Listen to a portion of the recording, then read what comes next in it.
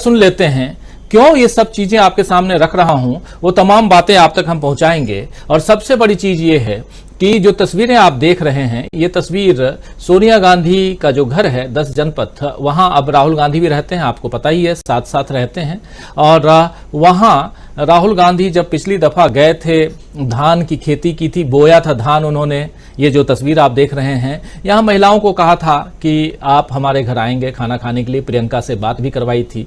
उसके बाद ये महिला किसान जो इनके घर आए और घर आई कह सकते हैं क्योंकि महिलाएं थीं, और उसके बाद इन लोगों की जो बातचीत है बहुत दिलचस्प है। उस बातचीत के कुछ अंश को आपके सामने रखना चाहता हूं। चर्चा आज हम कुछ और करने वाले हैं, लेकिन यहां इसकी शुरुआत इसलिए जरूरत है क्योंकि भारत जोड़ो यात्रा चालू है अभी।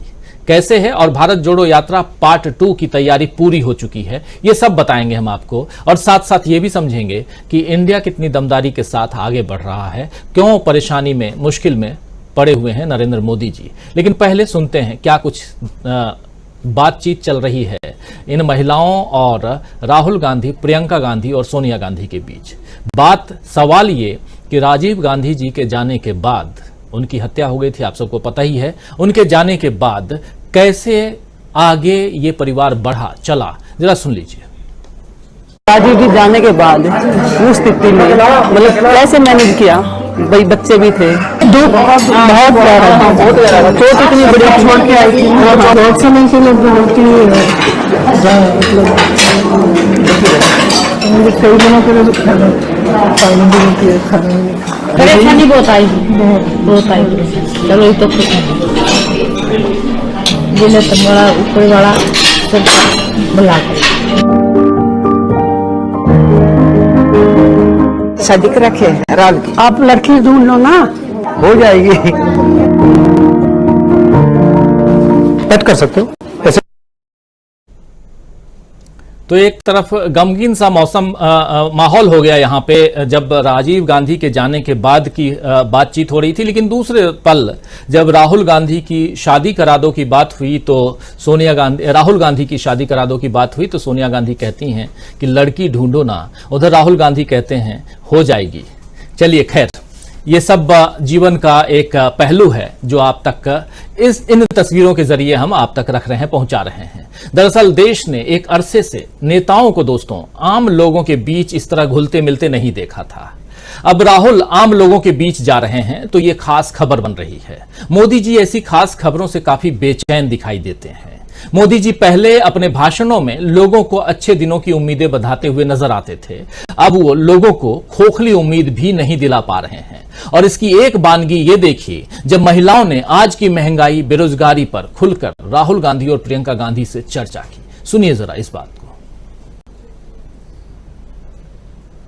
जैसे आपकी सिस्टर भी, वो भी राजनीति में है, आपकी मदर भी, जो आपकी दादी थी वो भी, तो इतनी स्ट्रॉन्ग महिलाएं आपकी फैमिली में, आपको कैसा फील होता है इनके प्रति? ऐसी सभी महिलाएं ऐसी होनी चाहिए। हाँ, किसी से आपकी मूर्त रह ली है तो इनके बारे में तो जितना बोले उतना ही कम है। आपकी तो कई पीढ़ियों से ही त्याग चल रहा है।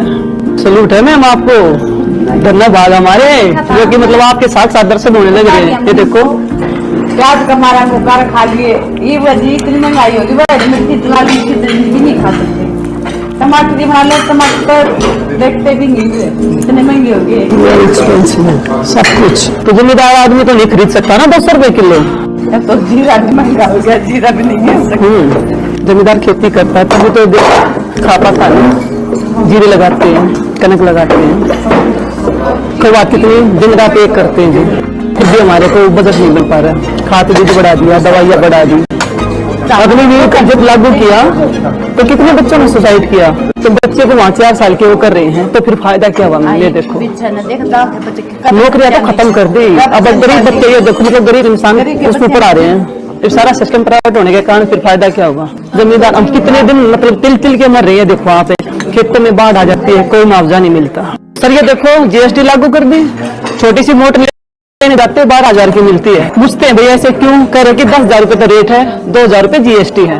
तो गरीब मतलब किसान, ये देखो आप क्या क्या मतलब मैनेज कर पाएगा है? अच्छा सिलेंडर बढ़ा दिया, बिजली के बिल इतने भर नहीं सकते। हाँ, अगर बिजली के बिल नहीं भरेंगे तो मीटर काट दे हैं। ये देखो आप, सिलेंडर कितना टाइम चलता है आपके? एक महीना चलता है, तो उसमें फिर वही दिक्कत आती है। 1 महीने के लिए 1200 रुपये, देखो। दरअसल किचन में सिलेंडर होता है। किचन में महंगाई की शुरुआत और उसके बारे में अगर कोई भी बात करनी हो तो आप किचन से ही करते हैं। टमाटर हो, प्याज हो या सिलेंडर हो या और भी, महिलाओं से बेहतर और कौन समझ सकता है। और यही यहां पर अपनी बात हो रही है, रख रही हैं महिलाएं। राहुल गांधी पूछ रहे हैं सिलेंडर कितने दिन तक चलता है, 1 महीने तक चलता है, यहां बात हो रही है। ये तमाम बातें बहुत ही सामान्य ढंग से एक परिवार की तरह ये लोग कर रहे हैं। और दूसरी तरफ मोदी जी के सामने अब सबसे बड़ी चुनौती दोस्तों इंडिया नाम के गठबंधन से है। इंडिया के बन जाने के बाद, यानी इस गठबंधन के बन जाने से मोदी जी नाउम्मीद नजर आ रहे हैं। इंडिया को तरह तरह से कैसे कोसा जाए, आजकल मोदी जी जो हैं वो शायद इसी की प्रैक्टिस कर रहे हैं। सच कहूं तो मुझे लग रहा है कि किसी दिन मोदी जी किसी चुनावी रैली में ये न कह दें कि मैं भारत को इंडिया मुक्त बना दूंगा। खैर, मोदी जी कोई भी दावा करने के लिए आजाद हैं। इंडिया मुक्त की बात भी कह सकते हैं, कांग्रेस मुक्त की बात तो पहले कह ही चुके हैं। वैसे ही जैसे इस देश का हर नागरिक मोहब्बत की दुकान खोलने या उसका हिस्सा बनने के लिए आजाद है, वैसे ही मोदी जी आजाद हैं। जी हां, राहुल गांधी ने भारत जोड़ो यात्रा के दौरान मोहब्बत की दुकान खोलने का पैगाम दिया था, डरो मत का संदेश दिया था। महिलाओं के सवाल का जवाब देते हुए राहुल गांधी ने फिर से डरो मत का नारा बुलंद किया है। इन्हीं महिलाओं के बीच उन्होंने कहा कि महिलाओं को डरना नहीं चाहिए। जरा ये भी सुन लीजिए। जैसे आपकी सिस्टर भी, वो भी राजनीति में है, आपकी मदर भी, जो आपकी दादी थी वो भी, तो इतनी स्ट्रॉन्ग महिलाएं आपकी फैमिली में, आपको कैसा फील होता है इनके प्रति? ऐसी सभी महिलाएं ऐसी होनी चाहिए? हाँ, किसी से रहनी चाहिए, जो महिलाएं दब जाती है। नहीं दबना चाहिए, बिल्कुल नहीं दबना चाहिए। महिला में कोई कमी नहीं होती, कोई दबने की जरूरत नहीं है। समाज दबाता है, मगर आपको नहीं दबना चाहिए। जो दिल में आपको बोलना चाहिए बिना डरे, और काम तो जरूर करना चाहिए, कोई ना कोई काम।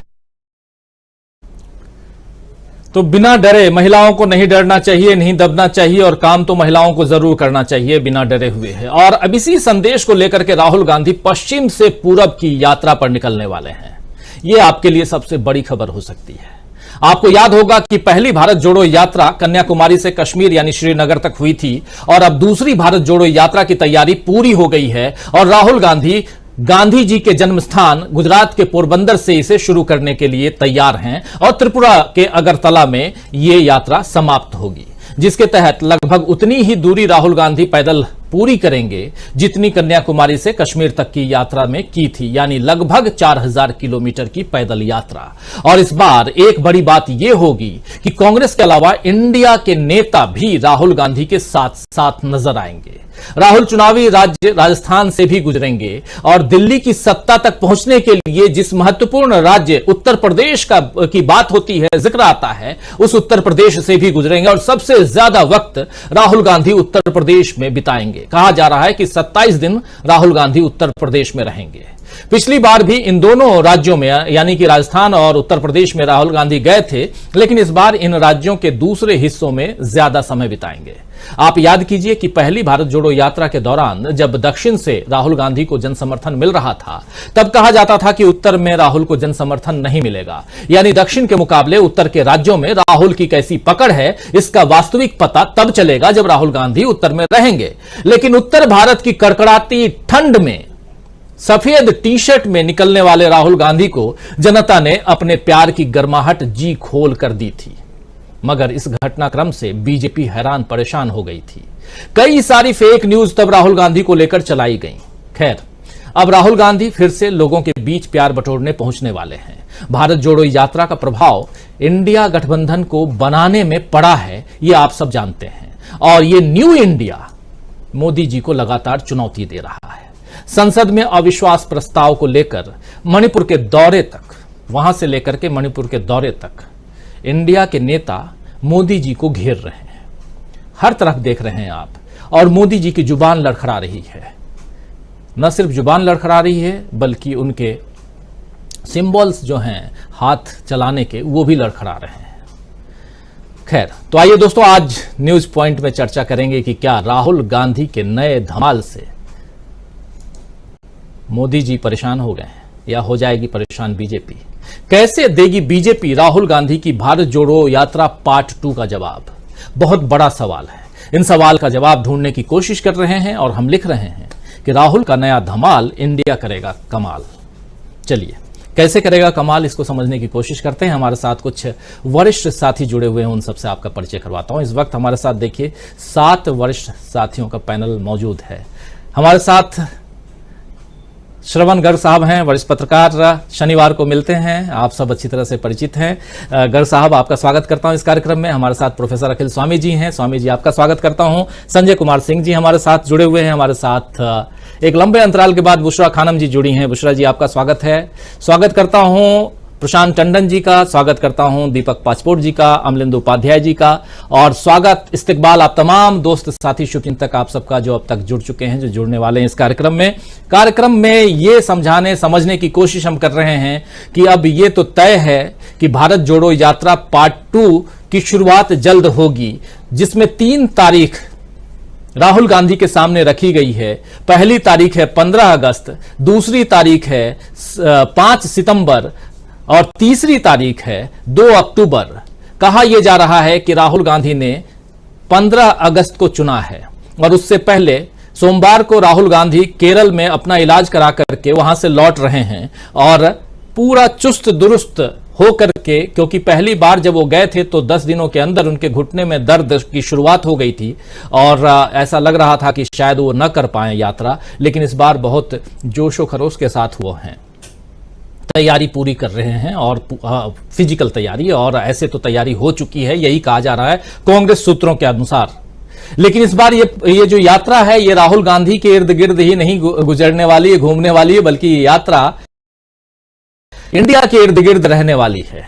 और जब इन्हें आता है तो परेशान सब हो जाते हैं, खासकर विपक्षी दल के सामने जो सत्तारूढ़ दल है उसके नेता जरूर हो जाते हैं। प्रोफेसर अखिल स्वामी जी, आपके पास ही आना चाहता हूं। कैसे इस पूरे घटनाक्रम को देखते हैं आप? क्या 2024 की तैयारी 15 अगस्त से शुरू हो जाएगी, ये माना जाए? क्या 15 अगस्त से अगर लगा रहा हूं 15 अगस्त से अगर ये भारत जोड़ो पार्ट 2 की तैयारी की शुरुआत हो जाती है, जो कहा जा रहा है कि गुजरात से, पोरबंदर से, गांधी जी के जन्मस्थान से शुरू होकर के अगरतला, त्रिपुरा की राजधानी, वहां तक जाएगी और 3700 किलोमीटर की ये यात्रा है। लगभग इतनी यात्रा राहुल गांधी ने 3500 से ऊपर की यात्रा उस समय की थी, 4000 लगभग में रख लीजिए। और चुनाव का साल होगा, राजस्थान से भी गुजरेंगे, 11 दिन राजस्थान में रहेंगे, मध्य प्रदेश से भी ये यात्रा गुजरेगी। मध्य प्रदेश और राजस्थान दोनों में चुनाव है। छत्तीसगढ़ यात्रा नहीं जाएगी, लेकिन मध्य प्रदेश और राजस्थान से गुजरेगी, लेकिन उन एरिया से नहीं जिस एरिया में है। स्वामी जी, आपसे समझना चाहता हूं, कितना धमाल देखते हैं आप इसमें? राजेश जी, पिछले 1 साल की सारी घटनाओं का निचोड़ निकालने का प्रयास मैं कर रहा था। तो पहले तो राहुल जी की पद यात्रा 4000 किलोमीटर की, लोगों से मिलना, फिर उनका मणिपुर जाना, वहां पे जो पीड़ित लोग हैं उनके आंसू पोंछना, उनको मलहम लगाना। उसके बाद मैंने देखा मोदी जी को पार्लियामेंट में अपनी छाती पीटते हुए, एक अकेला सब पर भारी। फिर मैंने देखा मोदी जी को सीकर में कहते हुए, और जो उन्होंने भाव भंगिमाएं दिखाई, जो कि सब जिन लोगों ने देखा उन्हें लगा कि ये क्या हो रहा है। फिर मैंने देखा कि जिस प्रकार से इंडिया की टीम मणिपुर दोबारा गई, लोगों का दर्द बांटने, लोगों के आंसू पोंछने, उनके घाव पे मलहम लगाने। तो मुझे लगता है, जो मैं पूरा निचोड़ निकाल रहा हूं राजीव जी, मुझे लगता है इंडिया केयर्स फॉर भारत। जो ये लोग भेद पैदा करने की कोशिश कर रहे थे इंडिया और भारत के बीच में, ये राहुल गांधी ने अपनी पदयात्रा में 4000 किलोमीटर में भारत से मुलाकात की थी और ये कहा था कि इंडिया और भारत इंडिया का केयर करता है और इंडिया भारत की केयर करता है। देखिए, इंडिया अगर ये भेद किया जाए कि इंडिया अभिजात्य वर्ग है जो शहरी क्षेत्र में रहता है और भारत गांव के क्षेत्र में रहता है, न तो इंडिया सर्वाइव कर सकता है बिना भारत के और ना भारत सर्वाइव करता है इंडिया के। हमारे बीच का सामंजस्य है, वो हमारे परिवार के सदस्य हैं, हम उनके परिवार के सदस्य हैं। उनके दुख में हम दुखी होते हैं, हमारे दुख में वो दुखी होते हैं। तो राहुल गांधी और इंडिया की टीम ने ये दिखा दिया राजीव जी इंडिया केयर्स फॉर भारत। और एक चीज जो मैं समझता हूं, जो मर्म मैंने समझा था अरविंद केजरीवाल के उदय का, जो अरविंद केजरीवाल पिछले 8-9 साल से हमेशा ये फ्रेज बोला करते थे कि हमें राजनीति नहीं आती, हमें राजनीति नहीं आती। देखिए, भारत की जनता को, भारत के समाज को वो लोग नहीं अच्छे लगते जो राजनीति करते हैं और राजनीति को पसंद करते हैं और कहते हैं कि हम राजनीतिज्ञ हैं।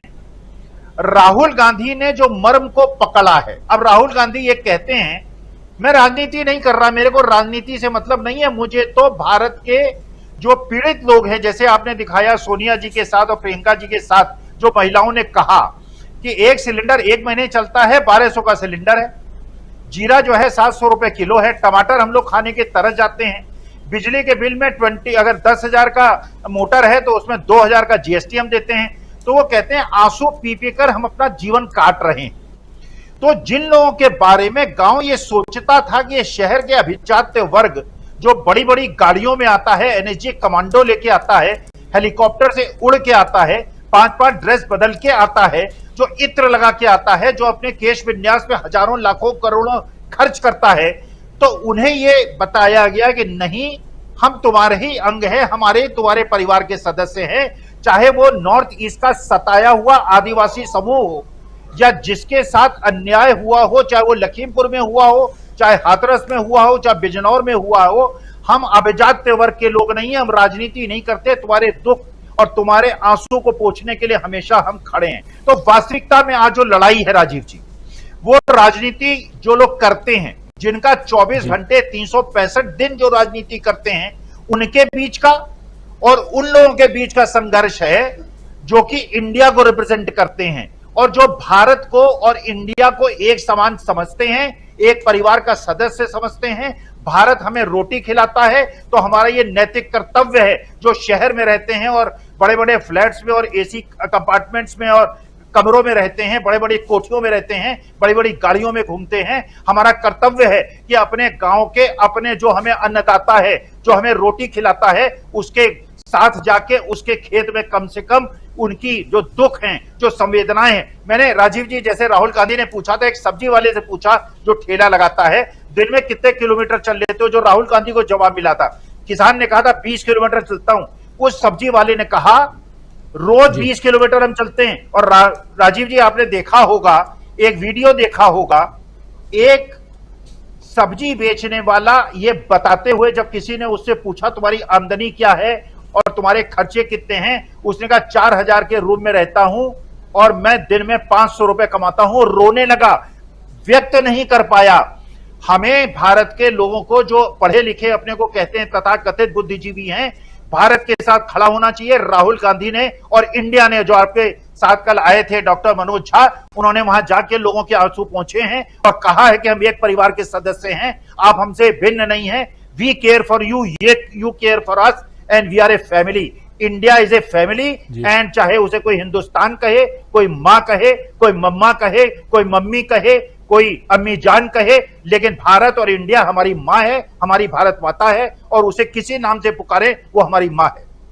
जी, लेकिन यहाँ अब तो इंडिया नाम से इतनी नफरत होने लगी है कि India that is Bharat, India that is को हटाने के लिए कल ही सुनाया था आप लोगों को, बंसल साहब जो है राज्यसभा सांसद, उन्होंने सीधे गुजारिश कर दी संसद के अंदर सदन के अंदर कि इंडिया दैट इज हटा दीजिए, क्योंकि इससे अंग्रेजों की बू आती है, इसमें अंग्रेज ही लेके आए थे इंडिया को। खैर, वो एक अलग कहानी है और उस पर भी कभी विचार विमर्श करेंगे इसी चर्चा में कि इंडिया कहां से आया, कैसे आया, क्या अंग्रेज ही लेके आए या भारत सचमुच इंडिया था, और क्यों इंडिया से परेशानी हो रही है। लेकिन बात दोस्तों हम यहां कर रहे हैं राहुल गांधी के अगले पड़ाव की, अगले स्टार्टअप की कह लें, और वो है भारत जोड़ो यात्रा।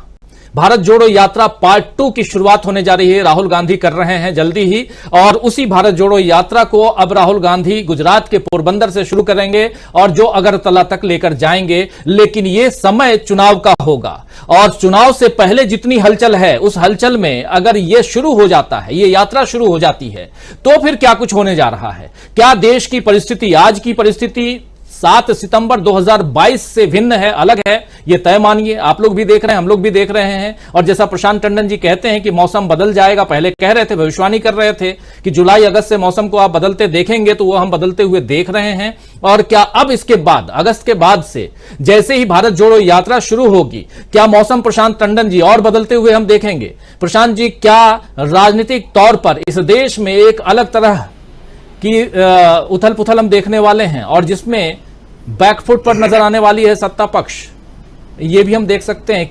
क्या कुछ देख रहे हैं आप? क्योंकि जुलाई अगस्त की भविष्यवाणी तो आपकी सही जा रही है। अभी तो अगस्त शुरू होना है राजीव जी, काफी कुछ होना है अगस्त में, काफी कुछ सुप्रीम कोर्ट की तरफ से भी होना है। लेकिन जो भारत जोड़ो यात्रा अब क्रॉस सेक्शन ऑफ भारत को जो है कनेक्ट करेगी, ये अगर होती है तो बहुत सिग्निफिकेंट है। और वो इसलिए सिग्निफिकेंट है कि इस बार ये भारत जोड़ो यात्रा बीजेपी के कोर से होकर गुजर रही है, उत्तर प्रदेश से, और मैक्सिमम जगह वहां पे होगी, मैक्सिमम समय वहां पे होगी। दूसरी एक बहुत महत्वपूर्ण बात है कि देखिए, जब वो भारत जोड़ो यात्रा केरल, तमिलनाडु, कर्नाटका, महाराष्ट्र, इन राज्यों से होकर गुजर रही थी, तो आप देखिए कि इन राज्यों में क्या हुआ है कि समाज काफी आगे है। समाज इसलिए आगे क्योंकि वहां पे सोशल रिफॉर्म्स हुए हैं, वहां बड़े बड़े रिफॉर्मर्स हुए 20वीं सेंचुरी में। महाराष्ट्र में हुए, ज्योतिबा फुले हुए, हर राज्यों में ऐसे, तमिलनाडु में भी रिफॉर्मर्स हुए, सब जगह रिफॉर्मर्स हुए। उत्तर भारत की स्थिति ये रही कि यहाँ पे सोशल रिफॉर्म्स उस तरीके से नहीं हुए, खासकर 20वीं सेंचुरी में या आधुनिक भारत में। आजादी की लड़ाई के अलावा सोशल रिफॉर्म उस तरीके से नहीं हुए, खासकर उत्तर प्रदेश की अगर मैं बात करूं तो उत्तर प्रदेश में इस तरीके का अगर कोई राजनीतिक पहल होती है तो मुझे लगता है कि उत्तर प्रदेश के समाज को काफी कुछ मिलेगा, क्योंकि सबसे ज्यादा उथल पुथल वाली राजनीति उत्तर प्रदेश में हुई है 30-32 साल से, और उस राजनीति ने पूरे देश को बांटा है। आडवाणी जी जब रथ यात्रा लेकर निकले थे तो वो बांटने की योजना थी, जिसका नतीजा होते होते अब आप ये देख रहे हैं कि लिंचिंग हो रही है, मणिपुर में एक्चुअली क्लिंजिंग हो रही है। तो ये जो चीजें हम देख रहे हैं, ये उसी आडवाणी जी की यात्रा का अंजाम है, जिसका उस वक्त कोई राजनीतिक बड़ा पहल नहीं हुआ, सिवाय इसके कि राजनीतिक अंकगणित से बीजेपी को हराने की कोशिश होती रही। तो अब ये पॉलिटिकल इंटरवेंशन उत्तर भारत की समाज में, इसको मैं बड़े उम्मीद से देख रहा हूं कि शायद ये कुछ उत्तर प्रदेश को या उत्तर भारत के समाज को शायद कुछ दे जाए, जो वहां पे पिछले दूसरे समाजों से उत्तर भारत का समाज थोड़ा पिछड़ता हुआ दिखता है कई मायनों में। आप देखिए, वो तो हम लोग चर्चा करेंगे। दूसरी बात, जो आपने वीडियो दिखाया, हम लोग बचपन से पढ़ते आए राजीव जी कि भारत एक कृषि प्रधान देश है, 65 से 70% जनसंख्या सीधे या प्रत्यक्ष या परोक्ष रूप से कृषि पर आधारित है, और हम किसानों की बात सुन रहे थे। उस किसान का वीडियो जो कल राहुल गांधी ने शेयर किया, जिसकी चर्चा प्रोफेसर अखिल स्वामी कर रहे थे, आप उस किसान से आप आंख नहीं मिला पाएंगे, वो सब्जी विक्रेता से मुश्किल है उससे आंख मिला पाना जी। जिस तरीके की वो बात कह रहा है, जिस तरीके से उसने आंसू अपने रोके हैं, तो किसान की स्थिति। और आप ये देखिए कि कहां समाज हमारा चला गया कि अगर 2 रुपए की सब्सिडी भी किसान को मिलती है तो ये टीवी चैनल स्टूडियो में शोर मचाना शुरू करते हैं, रेवड़ी बांटी जा रही है। और हजारों करोड़ रुपए लोग देश में छोड़ के भाग जाएं, 11 लाख करोड़ का एनपीए हो जाए उद्योगपतियों का, उस पर कोई चर्चा नहीं होती। तो आज की स्थिति में मुझे लगता है कि भारत जोड़ो यात्रा और जो ये दूसरे इंडिया का जो गठबंधन है वो बहुत महत्वपूर्ण एक जो है हस्तक्षेप होगा आज की राजनीति में। और 2-3 बातें हुई है। देखिए, राहुल गांधी की आप पहली की यात्रा को देखिए, यात्रा 1 के समय तो कांग्रेस में अध्यक्ष भी नहीं था कोई। यात्रा 1 के दौरान कांग्रेस में अध्यक्ष बना, तो कांग्रेस का अध्यक्ष का एक सेक्रेटरिएट है जो काम कर रहा है। अब एक इंडिया गठबंधन है 26 पार्टियों का, और अब राहुल गांधी है। तो इसलिए राहुल गांधी अब आराम से बिना किसी बैगेज के पब्लिक ओपिनियन को क्रिएट करेंगे, और बीजेपी के लिए बड़ी मुश्किल होगी उनके कम्युनिकेशन स्ट्रेटेजी के लिए। एक तो इंडिया में, जैसे आप बता रहे हैं कि इंडिया शब्द में मोदी जी समेत पूरी बीजेपी उलझी हुई है, उलझ गए उसमें, उसके शब्द के तमाम तरीके के प्रयोग किए जा रहे हैं, उसको हम लोग चर्चा कर चुके कई बार। अब उनको पास टारगेट होगा राहुल गांधी को कैसे टारगेट करें। अब उनके पास टारगेट होगा कि कैसे जो है एक नया नैरेटिव खड़ा करें। मणिपुर में जाने की हिम्मत नहीं कर रहे हैं। अभी 21 मेंबर का डेलीगेशन इंडिया गठबंधन का गया है मणिपुर। प्रधानमंत्री का एक भी बयान नहीं आया मणिपुर में। मैं उस बयान को मणिपुर में बयान नहीं मानता हूं। वो बयान राजनीतिक बयान था, वो छत्तीसगढ़ और राजस्थान पर था। मणिपुर पे बयान नहीं आया आपका। और तीसरा पॉलिटिकल डेलीगेशन वहां पे गया है। पहले एक एमपीज गए थे, फिर राहुल गांधी गए, अभी 21 लोग गए हैं। तो आप मणिपुर पे बोल नहीं पा रहे, जिसकी निगाह जिस पर पूरी देश दुनिया की निगाह है। तो कोर इश्यूज जो देश के, उसको मोदी जी एड्रेस नहीं कर पा रहे हैं। पार्लियामेंट से भागे हुए हैं, नो कॉन्फिडेंस मोशन आना, तो काफी कुछ है मोदी साहब को रिएक्ट करने के लिए, और वो रिएक्ट कर रहे हैं।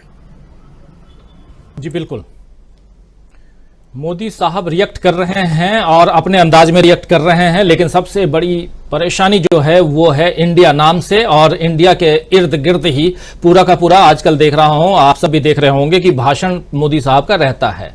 लेकिन उसके साथ साथ अब एक नया जो 15 अगस्त से जो यात्रा शुरू होने वाली है वो एक नई परेशानी शायद पैदा करते बीजेपी के लिए, क्योंकि पहली यात्रा ने परेशानी ऑलरेडी खड़ी कर रखी है। और उसके बाद लगातार राहुल गांधी पैदल यात्रा कर ही रहे हैं। पैदल यात्रा से मतलब भारत जोड़ो यात्रा पार्ट 2 कह लें या पार्ट 1 का ही एक्सटेंशन कह लें, जिसमें वो कभी गिग वर्कर्स से मिलते हैं, कभी वो स्कूटी पर चलते हैं, कभी वो दिल्ली के बंगाली मार्केट और चांदनी चौक पे पहुंच जाते हैं, तो कभी धान के खेत में धान बोने पहुंच जाते हैं, और उसके बाद वहां की महिलाओं को, महिला किसानों को अपने घर बुलाते हैं, खाना खिलाते हैं, और क्या कुछ बातें होती हैं ये आप सबने देख लिया। इतना ही नहीं, महिला किसानों ने सोनिया गांधी और प्रियंका गांधी के साथ डांस भी किया। उस तस्वीर को आप लोगों ने देखी होगी, हालांकि थोड़ी देर बाद वो आप लोगों के सामने अगर आप चाहेंगे तो जरूर दिखा दूंगा कि कैसे सोनिया गांधी और प्रियंका गांधी डांस कर रहे हैं। तो ये तमाम तस्वीरें आप लोगों ने देखी होंगी।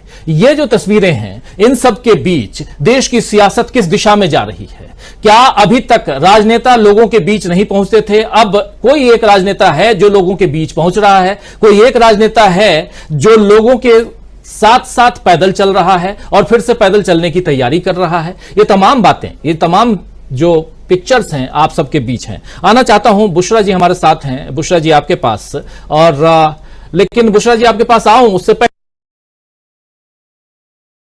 सवाल यही बुशरा जी कि राहुल गांधी इस अगली पदयात्रा पे अगर निकलते हैं, अगर का अब सवाल ही नहीं है, वो निकल रहे हैं, उससे पहले भी हैं ही, रोड पे ही हैं, वो चल ही रहे हैं, तो क्या परिवर्तन आप देश की सियासत में देखती हैं?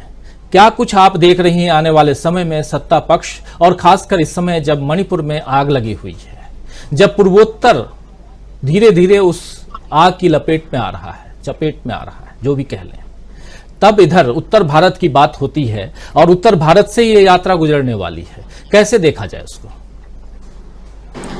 जी राजीव जी, फिल्मी स्टाइल में मैं कहना चाहूंगी कि क्योंकि दोबारा जो है ये भारत जोड़ो यात्रा एक तरह से पार्ट 2 या आप एक्सटेंशन जिस तरह से कह रहे हैं वो शुरू होने जा रहा है, तो कुर्सी की पेटी बांध लीजिए क्योंकि मौसम बदल रहा है।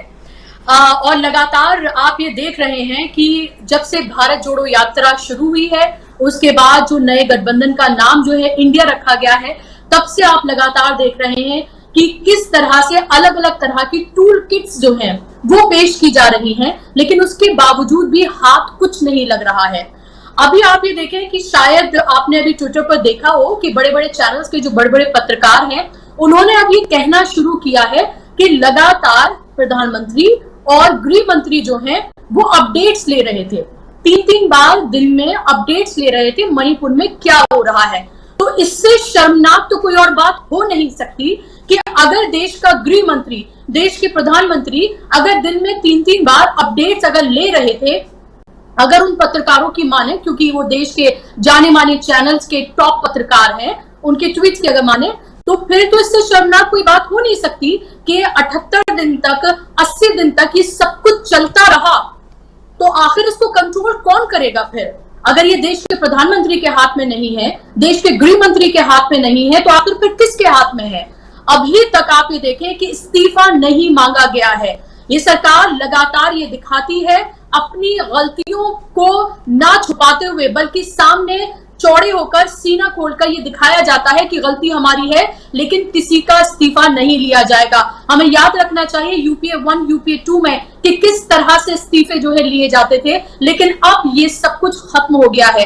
गलती भी करेंगे और डंके की चोट पर करेंगे, क्योंकि उन्हें ये लग रहा है कि कोई हमारा कुछ नहीं बिगाड़ सकता है। लेकिन अब साफ तौर पर जो घबराहट है, जो खिसियाहट है, वो चेहरों पर नजर आ रही है। लगातार जिस तरह की बातें अलग अलग मंचों से की जा रही हैं, उससे साफ तौर पर यह जाहिर होता है कि किस तरह से ये बौखलाहट साफ नजर आ रही है। और अब आप ये देखिए राजीव जी कि क्या जब हमारे प्रधानमंत्री बाहर जाएंगे, बाहर के देशों में, तो उनको प्राइम मिनिस्टर ऑफ इंडिया ही बुलाया जाएगा ना, वहां पर उसी नाम से बुलाया जाता है, तो क्या वो इसको भी देंगे? इस पर भी ऐतराज जताएंगे, क्योंकि इंडिया से तो अब तमाम जो बीजेपी के नेता हैं उन सबको अब ऐतराज होने लगा है। अब इंडिया शब्द जो है, जितनी भी उनकी स्कीम्स हैं, क्या उन सबसे हटा दिया जाएगा? क्या जब भी वो अगर उनका ट्विटर हैंडल भी अगर आप देखें हमारे पीएम का, तो वहां पर लिखा हुआ है, तो क्या वहां से हर जगह से इंडिया शब्द हटा दिया जाएगा? अब इंडिया शब्द से ही कोफ्त हो जाएगी क्या? तो कितनी भी आप ये खींच निकालने की कोशिश करें, कितनी भी खिसियाहट आप दिखाने की कोशिश करें, लेकिन ये साफ है कि तीर जो है वो सही निशाने पर लगा है, और ऐसे निशाने पर लगा है कि जिसकी ना तो दवा मिल रही है, एक ऐसा जख्म वो तीर छोड़ गया है कि उसकी दवा भी नहीं मिल रही है, और वो बार बार जख्म जो है वो कुरेदा जा रहा है। मुझे डर है कहीं ये जो जख्म है वो हमारी सरकार के लिए नासूर ना बन जाए, क्योंकि जिस तरह से लगातार एक आक्रामक मोड में पूरा का पूरा विपक्ष नजर आ रहा है, और पहली बार आप ये देखें कि ये दिखा रहा है कि विपक्ष की ताकत क्या होती है जब तमाम पार्टीज एक साथ एक मंच पर इकट्ठा हुई हैं, और जब भी वो किसी मुद्दे को उठाती हैं तो किस तरह से पूरे के पूरे सरकारी अमले में बौखलाहट हो जाती है, वो साफ तौर पर देखा जा सकता है। राजीव जी, क्योंकि आपने मेरे शो का भी जिक्र किया है, तो मैं यहाँ पर ये भी कहना चाहूंगी कि जिस तरह से डीबी लाइव लगातार जनता के मुद्दे उठाता रहा है और बिना लाभ लपेट के, बिना किसी द्वेष, बिना किसी अनुराग के अपनी बातों को रखता रहा है, हमारी कोशिश ये होगी कि 4 से 5 जब मैं लोगों के सामने आऊंगी डीबी लाइव पर, तो इन तमाम मुद्दों को मैं उठाऊं, उनकी आवाज को उठाऊं, और खास तौर पर वो जो एक वीडियो लगातार वायरल हो रही है, जो हम सबको अंदर अंदर कचोट रही है, हमारा दिल एक तरह से पसीज गया उसको देखकर, उस शख्स की आवाज बनकर हम लोगों को सामने आना है, क्योंकि पत्रकारिता का यही धर्म है कि निचले स्तर पर, सबसे निचले पायदान पर जो शख्स है उसकी आवाज हम इतनी जोर से उठाएं कि उस सबसे ऊंचे पायदान पर शख्स बैठा है, वो जो गूंगा और बहरा हो चुका है, वो भी मजबूर हो जाए। यही पत्रकारिता का धर्म है, यही हमें सिखाया गया था। तो मुझे लग रहा है कि जो भारत जोड़ो यात्रा पार्ट 2 जो शुरू होने जा रहा है, वो जो बॉक्स में बहुत ज्यादा इजाफा करने वाला है, और ये सही वक्त पर सही कदम उठाया जा रहा है। और अब तो जाहिर सी बात है तमाम पार्टीज भी साथ हैं, तो वो अलग अलग स्टेट से जो निकलेंगे और तमाम पार्टीज के जो नुमाइंदे वो साथ में जाएंगे, उससे ताकत जो है वो दोबारा हो जाएगी। जी बिल्कुल, ताकत इंडिया की बढ़ेगी। गर्ग साहब, आपके पास आना चाहता हूं। गर्ग साहब, बहुत सारी बातें हम लोग लगभग आधे पैनल के लोग जो हैं वो कर चुके हैं और उसमें आपसे एक राह मिलती है, रास्ता मिलता है आगे के, इसलिए बीच में आपको लेके आता हूं, हमेशा आप देखे होंगे, क्योंकि एक डायरेक्शन भी मिलता है इस चर्चा को। समझना चाहता हूं कि एक तरफ इंडिया का गठन अभी अभी हुआ है 18 जुलाई को, और दूसरी तरफ अब अगर सब कुछ जैसी खबर आ रही है उस हिसाब से चला तो 15 अगस्त से भारत जोड़ो यात्रा की शुरुआत होगी। दोनों, भारत जोड़ो यात्रा और इंडिया समूह, दोनों मिलकर के कितना परेशान करते हुए दिखाई दे रहे हैं सत्ता पक्ष को, क्योंकि सत्ता पक्ष भी मजबूती के साथ आगे बढ़ने की कोशिश कर रहा है। और अभी 5 राज्यों के चुनाव में भी देख रहे हैं, खासकर बार बार, जैसे मोदी जी भी और अमित शाह तो लगातार, चाहे वो मध्य प्रदेश हो या छत्तीसगढ़ स्थान हो, नजरें टिकाए हुए ही नहीं है बल्कि पहुंच जाते हैं, रात को भी पहुंच जाते हैं अमित शाह जी, आपके पास भी खबर होगी। तो ऐसे में कितना परेशान करता हुआ ये दोनों आयोजन, एक तरफ गठबंधन जो इंडिया नाम से परेशान कर रहा है और दूसरा भारत जोड़ो यात्रा जिसकी शुरुआत हो रही है, और राहुल गांधी बहुत चुस्त दुरुस्त नजर आ रहे हैं। इस बार तो केरल में ऑलरेडी 5 दिन से वहां रुक करके अपना इलाज करवा करके और सोमवार को वापस आ रहे हैं। लेकिन जैसा प्रशांत टंडन जी भी कह रहे थे कि अगस्त का महीना बहुत इंपॉर्टेंट है। 4 तारीख को पहला जो शुरुआत है महीने का, वो है राहुल गांधी के जो केस है उस पर सुनवाई से। क्या कुछ आप देख रहे हैं? देखिए राजीव जी, मैं थोड़ा सा इंडिया के लिए अब आने वाले दिनों में बड़े चैलेंजेस देख रहा हूं। मैं चीजें बहुत आसान नहीं देख रहा हूं, क्योंकि बीजेपी ने और प्रधानमंत्री ने अब वायलेंट तरीके से रिटेलिएट करना शुरू किया है। और ये जो पूरा का पूरा फोकस है राहुल जी का या भारत जोड़ो यात्रा का, ये वो इलाका है जहां बीजेपी की रीढ़ की हड्डी पर प्रहार होने वाला है, जिसके दम पर भारतीय जनता पार्टी सत्ता में काबिज होती है। जी। तो ये इस बीच कई चीजों से हम गुजरेंगे। मसलन जो सुप्रीम कोर्ट का फैसला है राहुल जी की याचिका पर, सूरत के कन्विक्शन, वो है अपनी जगह।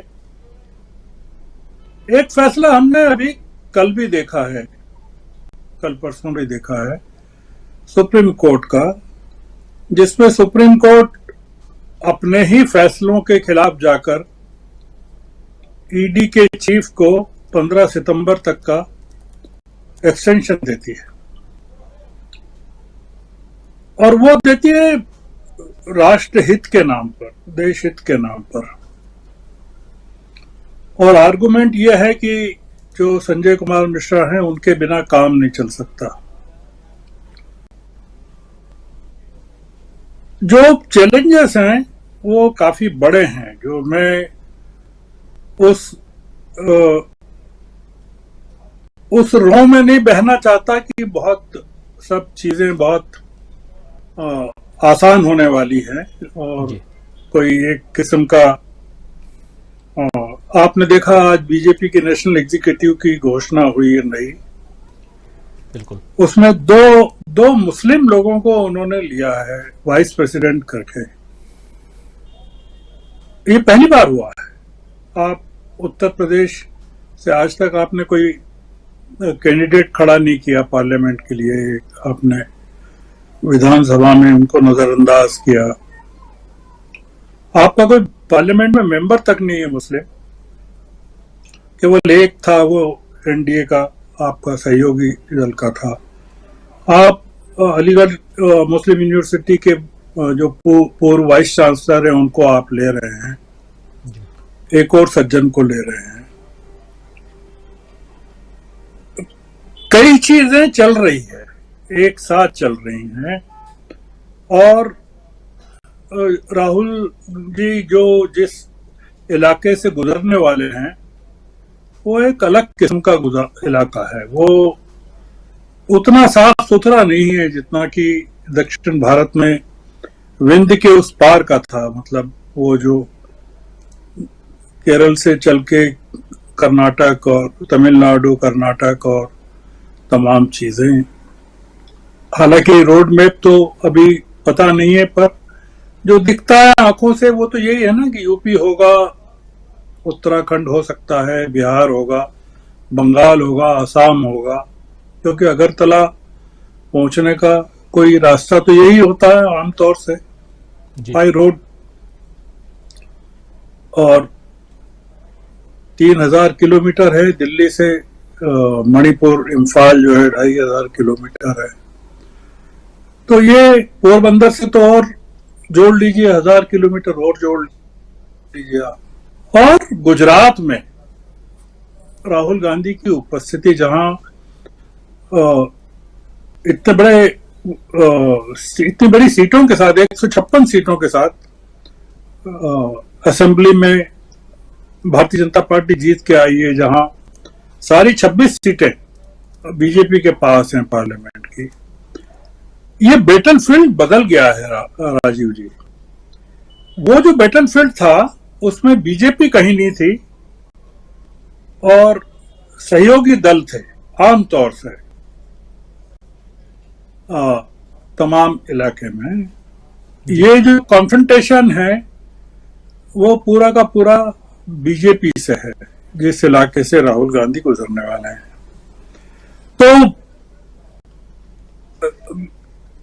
बिगिनिंग सुप्रीम कोर्ट का जो फैसला है, जो भी होता है, क्योंकि राहुल गांधी जी की यात्रा का बहुत सारा दारोमदार तो सुप्रीम कोर्ट के फैसले पर भी है, क्योंकि हम और राहुल गांधी और कांग्रेस और तमाम लोग मान के चल रहे हैं कि सुप्रीम कोर्ट के फैसले, देश की राजनीति इस तरह से चल रही है। सुप्रीम कोर्ट के फैसले हाल के महीनों में जिस तरह के आए हैं, जिसमें ईडी को लेकर भी जो फैसला है, वो काफी चौंकाने वाला चल रहा है सब कुछ। और हो ये गया है कि पूरी विपक्ष की जो इंडिया की धुरी है, विपक्ष की एकता की, वो एक आदमी के कंधों पर या एक आदमी के पैरों में समा गई है। वो है राहुल गांधी जी। पूरी की पूरी ताकत जो है इस समय, और पूरा देश और पूरे विपक्षी दल, वो जैसे उन्होंने, सारे विपक्षी दलों ने अपने सारे के सारे, सारी ताकत जो है, सारे हथियार जो हैं राहुल गांधी को सौंप दिए हैं। तो हो ये गया है कि ये, और बीजेपी की तरफ से आप देख रहे हैं कि लड़ाई केवल एक आदमी लड़ रहा है या दो आदमी लड़ रहे हैं। मतलब आप उसका एक इंपॉर्टेंस देखिए बीजेपी की लड़ाई का, कि जब प्रधानमंत्री बीजेपी की पार्लियामेंट्री पार्टी की बैठक को संबोधित कर रहे होते हैं, तब अमित शाह जो हैं वो असेंबली के चुनाव को लेकर सक्रिय रहते हैं राज्यों में, वो दिल्ली में नहीं रहते हैं। जो जानकारियां हैं वो जो आ रही, विधानसभा के चुनाव हैं, चाहे मध्य प्रदेश का है या छत्तीसगढ़ का है या राजस्थान का है जी, या तेलंगाना का भी है, क्योंकि मिजोरम के चुनाव होंगे। मुझे थोड़ा सा डर लग रहा है अभी कि तब तक मणिपुर की स्थिति सामान्य होगी कि नहीं होगी। बीजेपी ने अपनी पूरी की पूरी ताकत दी है तमाम जगह, और यहां जो राहुल गांधी है उनके ऊपर पूरा का पूरा हम फोकस देख रहे हैं कि पूरा का पूरा, क्योंकि आप देखें कि कोई आपको विपक्ष का कोई और नेता, आपने कहा, सब लोग कह रहे हैं कि वो राहुल गांधी जब उत्तर प्रदेश से गुजरेंगे तो अखिलेश भी उनके साथ होंगे और जयंत भी होंगे, चौधरी और तमाम नेता हो सकते हैं। मामला ये नहीं है, मामला अभी यह है कि जिस तरह से ये लोग काम कर रहे हैं, जैसे कर्नाटक की सरकार को गिराने का काम चल रहा है अभी, और वहां किसी अजीत पवार को ढूंढा जा रहा है, या महाराष्ट्र में शरद पवार की भूमिका को लेकर काफी घने बादल खड़े किए जा रहे हैं। तो इंडिया के सामने जो चुनौतियां हैं, हमको ये जो भारत जोड़ो यात्रा से जो उत्पन्न होने वाला जन समर्थन है, उसको कंसोलिडेट करने के लिए जो बैक रूम प्रिपरेशंस या पॉलिटिकल कंसोलिडेशन या वो शायद बंबई में प्रकट हो। बंबई में अभी तारीखें तो शायद आ गई हैं बंबई की जी, 25 और 26 अगस्त को है। 25 और 26 अगस्त को बंबई में, मुंबई में बैठक है इंडिया की। तो बहुत देर हो जाएगी राजीव जी। अभी उसमें वो जो 10 मेंबर कोऑर्डिनेशन कमेटी बनेगी, कोई संयोजक बनेंगे, फिर सीटों का 25 तारीख बहुत दूर है। अभी जो एक एक दिन का जो मामला चल रहा है, और ये लोग जो इस तरह से वॉर रूम की तरह काम कर रहे हैं, बीजेपी के लोग, मुझे जानकारी नहीं दिखी। मैं तो जो मीडिया से मिलता है मुझे फीडबैक में, या सोशल मीडिया या मेन स्ट्रीम से, या निर्भर हूं, जो काउंटर ऑफेंसिव हमको देखना चाहिए, वो थोड़ा सा मेरी नजरों में से मिसिंग है। हो सकता है मैं देख नहीं पा रहा हूं, चल रहा हो या तैयारी चल रही हो। तो मैं जो कंक्लूजन मेरा ये है कि 25 अगस्त तक भी बहुत चीजें बदल जाएंगी, विधानसभा के चुनाव तक भी बहुत कुछ बदल जाएगा, और रोज कुछ बदल रहा है, हर रोज कुछ बदल रहा है जी। तो वो जो बदला हुआ हम देख रहे हैं, वो बीजेपी की तरफ देख रहे हैं, एनडीए की तरफ देख रहे हैं, एनडीए में भी प्रधानमंत्री की तरफ देख रहे हैं, अमित शाह की तरफ देख रहे हैं, नड्डा की तरफ देख रहे हैं। जिस ऑफेंस के साथ, जिस आक्रामकता के साथ वो काम कर रहे हैं और पार्लियामेंट को इररिलेवेंट साबित करना चाहते हैं। और सबसे बड़ी बात, आखिरी बात ये कि जब तक ये सब होगा तब तक अविश्वास प्रस्ताव पर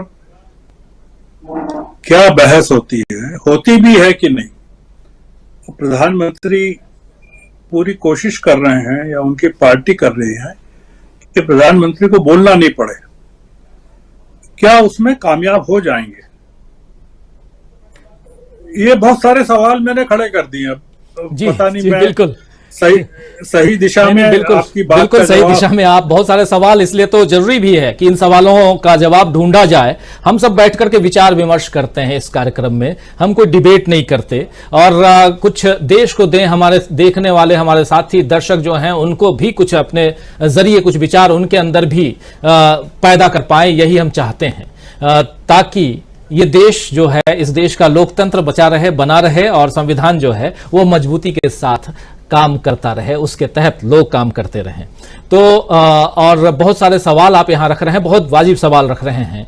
अविश्वास प्रस्ताव पर कल भी एक सवाल में, जब हमारे साथ प्रोफेसर मनोज कुमार झा जी थे, आरजेडी के आरजेडी से राज्यसभा के सांसद हैं, और अभी थोड़ी देर पहले इसी चैनल पर देख भी रहे थे कि वो पहुंचे हुए हैं मणिपुर। उनके साथ 20 और इंडिया के, मतलब इस गठबंधन के साथ ही पहुंचे हुए हैं। 21 लोगों का दल है, और ये दल मणिपुर में है। सवाल बहुत बड़ा आप यहां जो कह रहे हैं कि अविश्वास प्रस्ताव पर चर्चा भी होगी या नहीं होगी, यह सवाल मैं भी कल पूछ रहा था। आज तक तो ऐसा नहीं हुआ कि चर्चा नहीं हुई।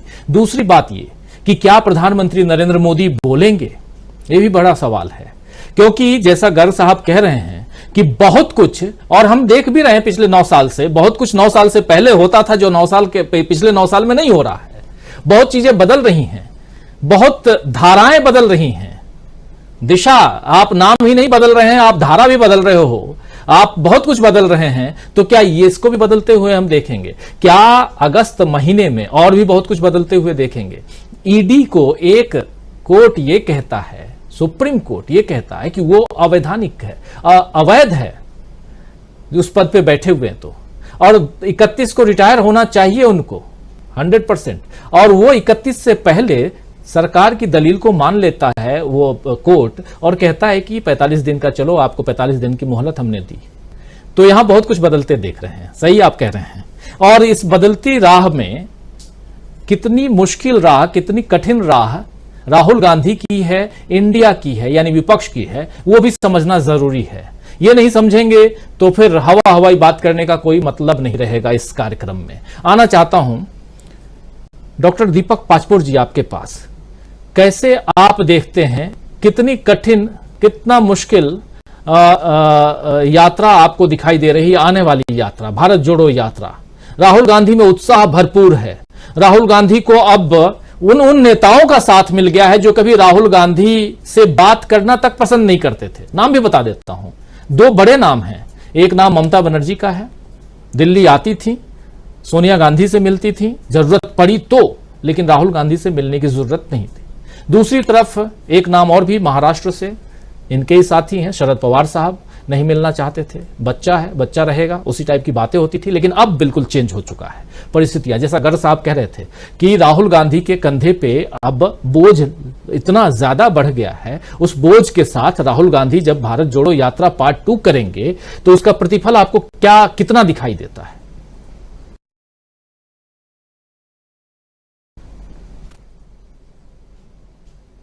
तो बहुत आशावादी हूं। ये बात जरूर है कि जब 7 सितंबर पिछले साल जब राहुल गांधी ने फेज 1 चालू किया था तो शुरू में सभी लोग आशंकित थे और उन्हीं आशंकित लोगों में मैं भी था। पहली बात कि मुझे ये लग रहा था कि इस लंबी यात्रा का इसलिए शायद प्रतिफल नहीं मिल सकता कि राहुल गांधी नितांत अकेले चल रहे हैं, उनके साथ कोई है नहीं ज्यादा लोग, खुद कांग्रेस के बहुत सारे लोग नहीं थे। आपको याद होगा जब उन्होंने यात्रा निकाली थी तो यात्रा के उसी दिन असम के कुछ लोग, गोवा के कुछ विधायकों को तोड़ दिया गया था। और आपको याद होगा कि हेमंत बिस्व शर्मा ने कहा कि इधर आप भारत जोड़ो यात्रा शुरू कर रहे हैं, उधर आपकी पार्टी ही टूट रही है। तो बहुत सारे आशंकाओं के बीच जो है राहुल गांधी की पहली यात्रा निकली थी। उन आशंकित लोगों में मैं भी था। मैं भी सोच रहा था कि इसका प्रतिफल कितना होगा। मैं ये जानता था कि यात्रा तो पूरी करेंगे, क्योंकि इतना बड़ा प्रॉमिस अगर देश के सामने कर दिया है तो अपना पॉलिटिकल कैरियर ही बचाने के लिए गांधी को यात्रा तो पूरी करनी पड़ेगी। लेकिन देखिए, आप तीसरे, चौथे, 5वें दिन, हफ्ते भर के अंदर अंदर ही माहौल एकदम बदल गया था। ऐसा नहीं कि सब कुछ निर्विघ्न था। ठीक है, दक्षिण भारत के राज्यों में जहां पर स्थिति बेहतर है, लोगों का की पढ़ाई लिखाई का स्तर अच्छा है, सोच समझ अच्छी है, तो हम ये तो मान रहे थे कि दक्षिण भारत से जब वो निकलेंगे और खासकर जब वो नांदेड़ पहुंचेंगे और महाराष्ट्र से जो है उनकी तकलीफें शुरू हो जाएंगी। लेकिन ऐसा नहीं हुआ। अब मेरी आशा का दूसरा कारण यह है कि दूसरे फेज के दौरान 2 चीजें हैं कि राहुल गांधी की अपनी छवि जो है वो तो एक मजबूत इंसान के रूप में हुई ही है, और साथ के साथ अब जो है उनके साथ कम से कम 26 अन्य जो पार्टियां हैं उनका साथ सीधा सीधा दिख रहा है। जिस मणिपुर में कुछ दिन पहले राहुल गांधी अकेले गए थे, आज वहां पे देखिए 20 लोग वहां पहुंचे हुए हैं। तो वो कहां से आए? वो इसके साथ ही आए। मुझे ऐसा लगता है कि अगर राहुल गांधी नहीं गए रहते तो क्या आज ये 20 लोगों को अपना डेलीगेशन भेजने का विचार भी आता? मेरा ऐसा ख्याल है कि शायद नहीं, हो सकता है, मैं गलत भी हो सकता हूं।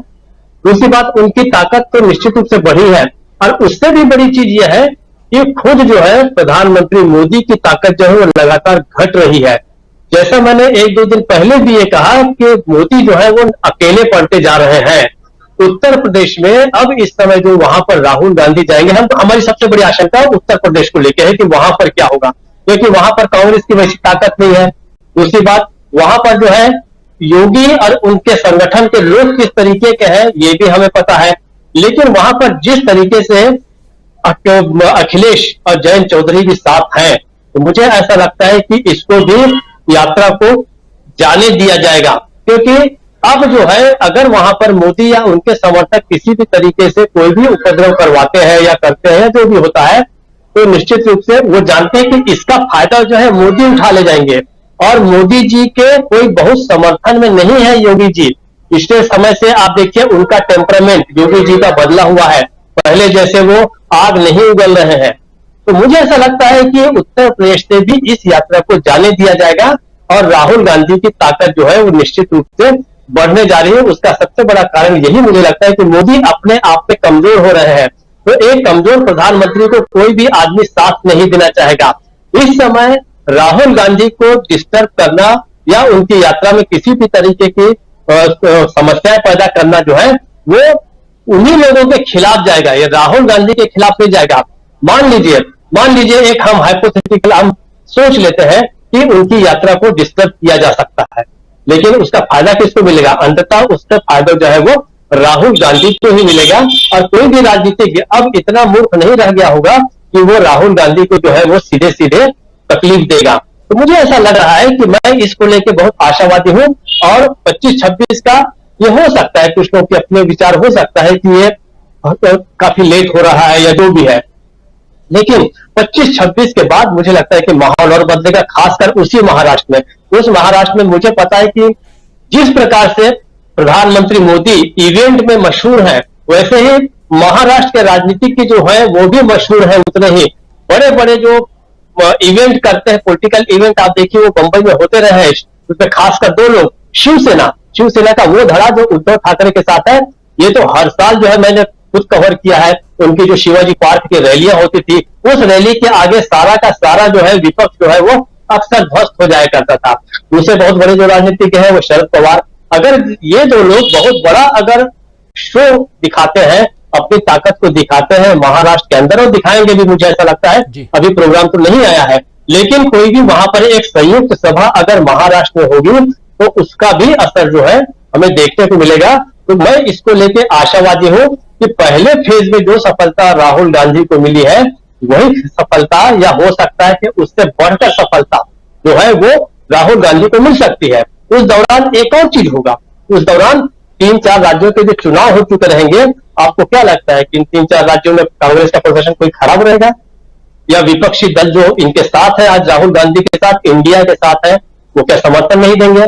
तो बहुत सारी ताकत जो है एडेड फ्लेवर राहुल गांधी की दूसरी यात्रा में होगा। इसलिए मुझे ऐसा लग रहा है कि राहुल गांधी की यात्रा जो है अतिरिक्त ताकत इंडिया को देगी और इस साल के अंत तक इंडिया जो है वो कॉमन मिनिमम प्रोग्राम के साथ, मुझे लगता है बहुत सारी चीजें जो आयरन आउट हो जाएगी इस 25 और 26 की बैठक में, उस सीटों का बंटवारा भी हो जाएगा, तो एक बड़ी हुई ताकत जो हमको नजर आएगी, ऐसा मुझे लगता है। राजू जी, बड़ी बात यह है, जी बिल्कुल सही कह रहे हैं, सबसे बड़ी बात यह है कि टेस्टेड यात्रा है, यात्रा पहले हो चुकी है और उस यात्रा में कन्याकुमारी से लेकर कश्मीर तक की यात्रा में राहुल गांधी सफल रहे हैं और उसके बाद भी वो यात्रा के ही रूप में लोगों से मिलते जुलते रह रहे हैं, यानी कि उनकी यात्रा जारी है और उसके बाद अब दूसरी यात्रा कर रहे हैं। दूसरा चाहे वो उत्तर प्रदेश से, क्योंकि पिछली बार भी उत्तर प्रदेश के कुछ हिस्से से, पश्चिमी उत्तर प्रदेश के हिस्से से गुजरे थे और राजस्थान और बाकी हरियाणा का भी हिस्सा था और हरियाणा में भी बीजेपी का शासन है, उत्तर प्रदेश में भी शासन है बीजेपी का, तो कुछ वैसा हुआ नहीं था और नहीं होगा, क्योंकि एक अलग घेरे में राहुल गांधी भी रहते हैं और सबसे बड़ी चीज ये है कि अब इंडिया गठबंधन का साथ है, जहां घोषित तौर पर 26 दल हैं और आने वाले समय में ये दल बढ़ भी जाएं। संजय कुमार सिंह साहब, आपके पास आकर के आपसे भी समझना चाहता हूं कि आपका नजरिया, आपका पॉइंट इस पर क्या है कि अगर भारत जोड़ो यात्रा अगस्त से शुरू हो तो फिर चुनाव पर क्या असर, क्योंकि गुजरात से निकल के ये यात्रा आएगी राजस्थान में, फिर मध्य प्रदेश में, 3 अलग अलग चार्ट रूट जो हैं वो तैयार किए गए हैं, रूट चार्ट, उसमें एक है और तीनों में मध्य प्रदेश और राजस्थान है ही है, एक में छत्तीसगढ़ भी बताया गया है, लेकिन जो मध्य प्रदेश और राजस्थान है दोनों जगह चुनाव है। शुरुआती दौर में ही ये कर लेना चाहते हैं, चुनाव की घोषणा से पहले इसका मतलब है कि सितंबर एंड में चुनाव की घोषणा होगी और उससे पहले ये मध्य प्रदेश और राजस्थान को कवर कर लेना चाहते हैं। कितना असर देखते हैं आप? अगर कर्नाटक के रिजल्ट को सामने रखा जाए तो फिर तो यह लगता है बहुत ही उत्साहवर्धक यात्रा हो सकती है, जहां आज राजस्थान में बीजेपी कहीं ना कहीं अपनी जीत खोजने में लगी हुई है। एक वही राज्य है जहां उसे जीत की थोड़ी बहुत उम्मीद गुंजाइश नजर आती है, इसलिए क्योंकि एक तो परंपरा रही है, उस परंपरागत जीत चाहती है कि हाँ 5 साल उनकी सरकार, 5 साल हमारी सरकार। और दूसरा ये कि कहीं पिछले 5 साल तक जो अशोक गहलोत और सचिन पायलट आपस में लड़ते रहे उसका कुछ बेनिफिट मिल जाए। इसके अलावा तीसरा कुछ नजर नहीं आता उत्तर प्रदेश में। और मध्य प्रदेश का हाल तो श्रवण गर्ग साहब साथ में बैठे हुए हैं, उनसे बेहतर और कौन बता सकता है। उनके पास जब आएंगे तो वो बताएंगे। तो इसलिए आपसे समझना चाहता हूं कि क्या असर आप देखते हैं इन 5 राज्यों के चुनाव पे और उसके बाद आगे अगले चुनाव यानी कि 2024 के चुनाव पे। अब सबसे पहले तो श्रवण जी की तारीफ करनी पड़ेगी। उनका नजरिया बहुत क्लियर है और बहुत बैलेंस्ड है और बहुत मैच्योर्ड है, इसमें कोई दो राय नहीं है। लेकिन जो पॉलिटिक्स है वो वैसी नहीं है। मैंने श्रवण जी ने जो सब कहा वो सब बहुत गंभीर बातें हैं और जाहिर है उसका ख्याल रखना चाहिए हम लोगों को बात करते हुए। लेकिन हम लोगों को यह भी ख्याल रखना चाहिए कि झोला उठाकर चल दूंगा, किसी भी चौराहे पे आ जाऊंगा। और एक तीसरा था उनका कि मार्गदर्शक मंडल में लोगों को भेज दिया था। तीनों के हिसाब से नरेंद्र मोदी खुद अनफिट हैं तीसरी बार का शासन पाने के लिए और उनको तीसरी बार की शासन की उम्मीद ही नहीं करनी चाहिए। सामान्य तौर पर अगर वो चुनाव लड़ रहे थे तो चुनाव जीतेंगे या हारेंगे, तीसरा कुछ तो होता ही नहीं है। 2 बार वो जीत चुके हैं, तीसरी बार हारने के लिए उनको तैयार रहना चाहिए था। तो अगर वो चुनाव को चुनाव की तरह लड़ते और अपनी ही पुरानी बातों को, अपनी ही चीजों को याद रखते तो उनको चुनाव हारने के लिए तैयार रहना चाहिए। उनको चुनाव हारना है, हार जाना चाहिए, मैं वैसे देखता हूं। लेकिन अगर अब वो जीतना चाहते हैं तो क्या कर सकते हैं? तो जीतना चाहते हैं तो उनका शासन, उन्होंने जो क्या किया 10 साल में वो हम देखेंगे या लोग देखेंगे, वोटर्स देखेंगे।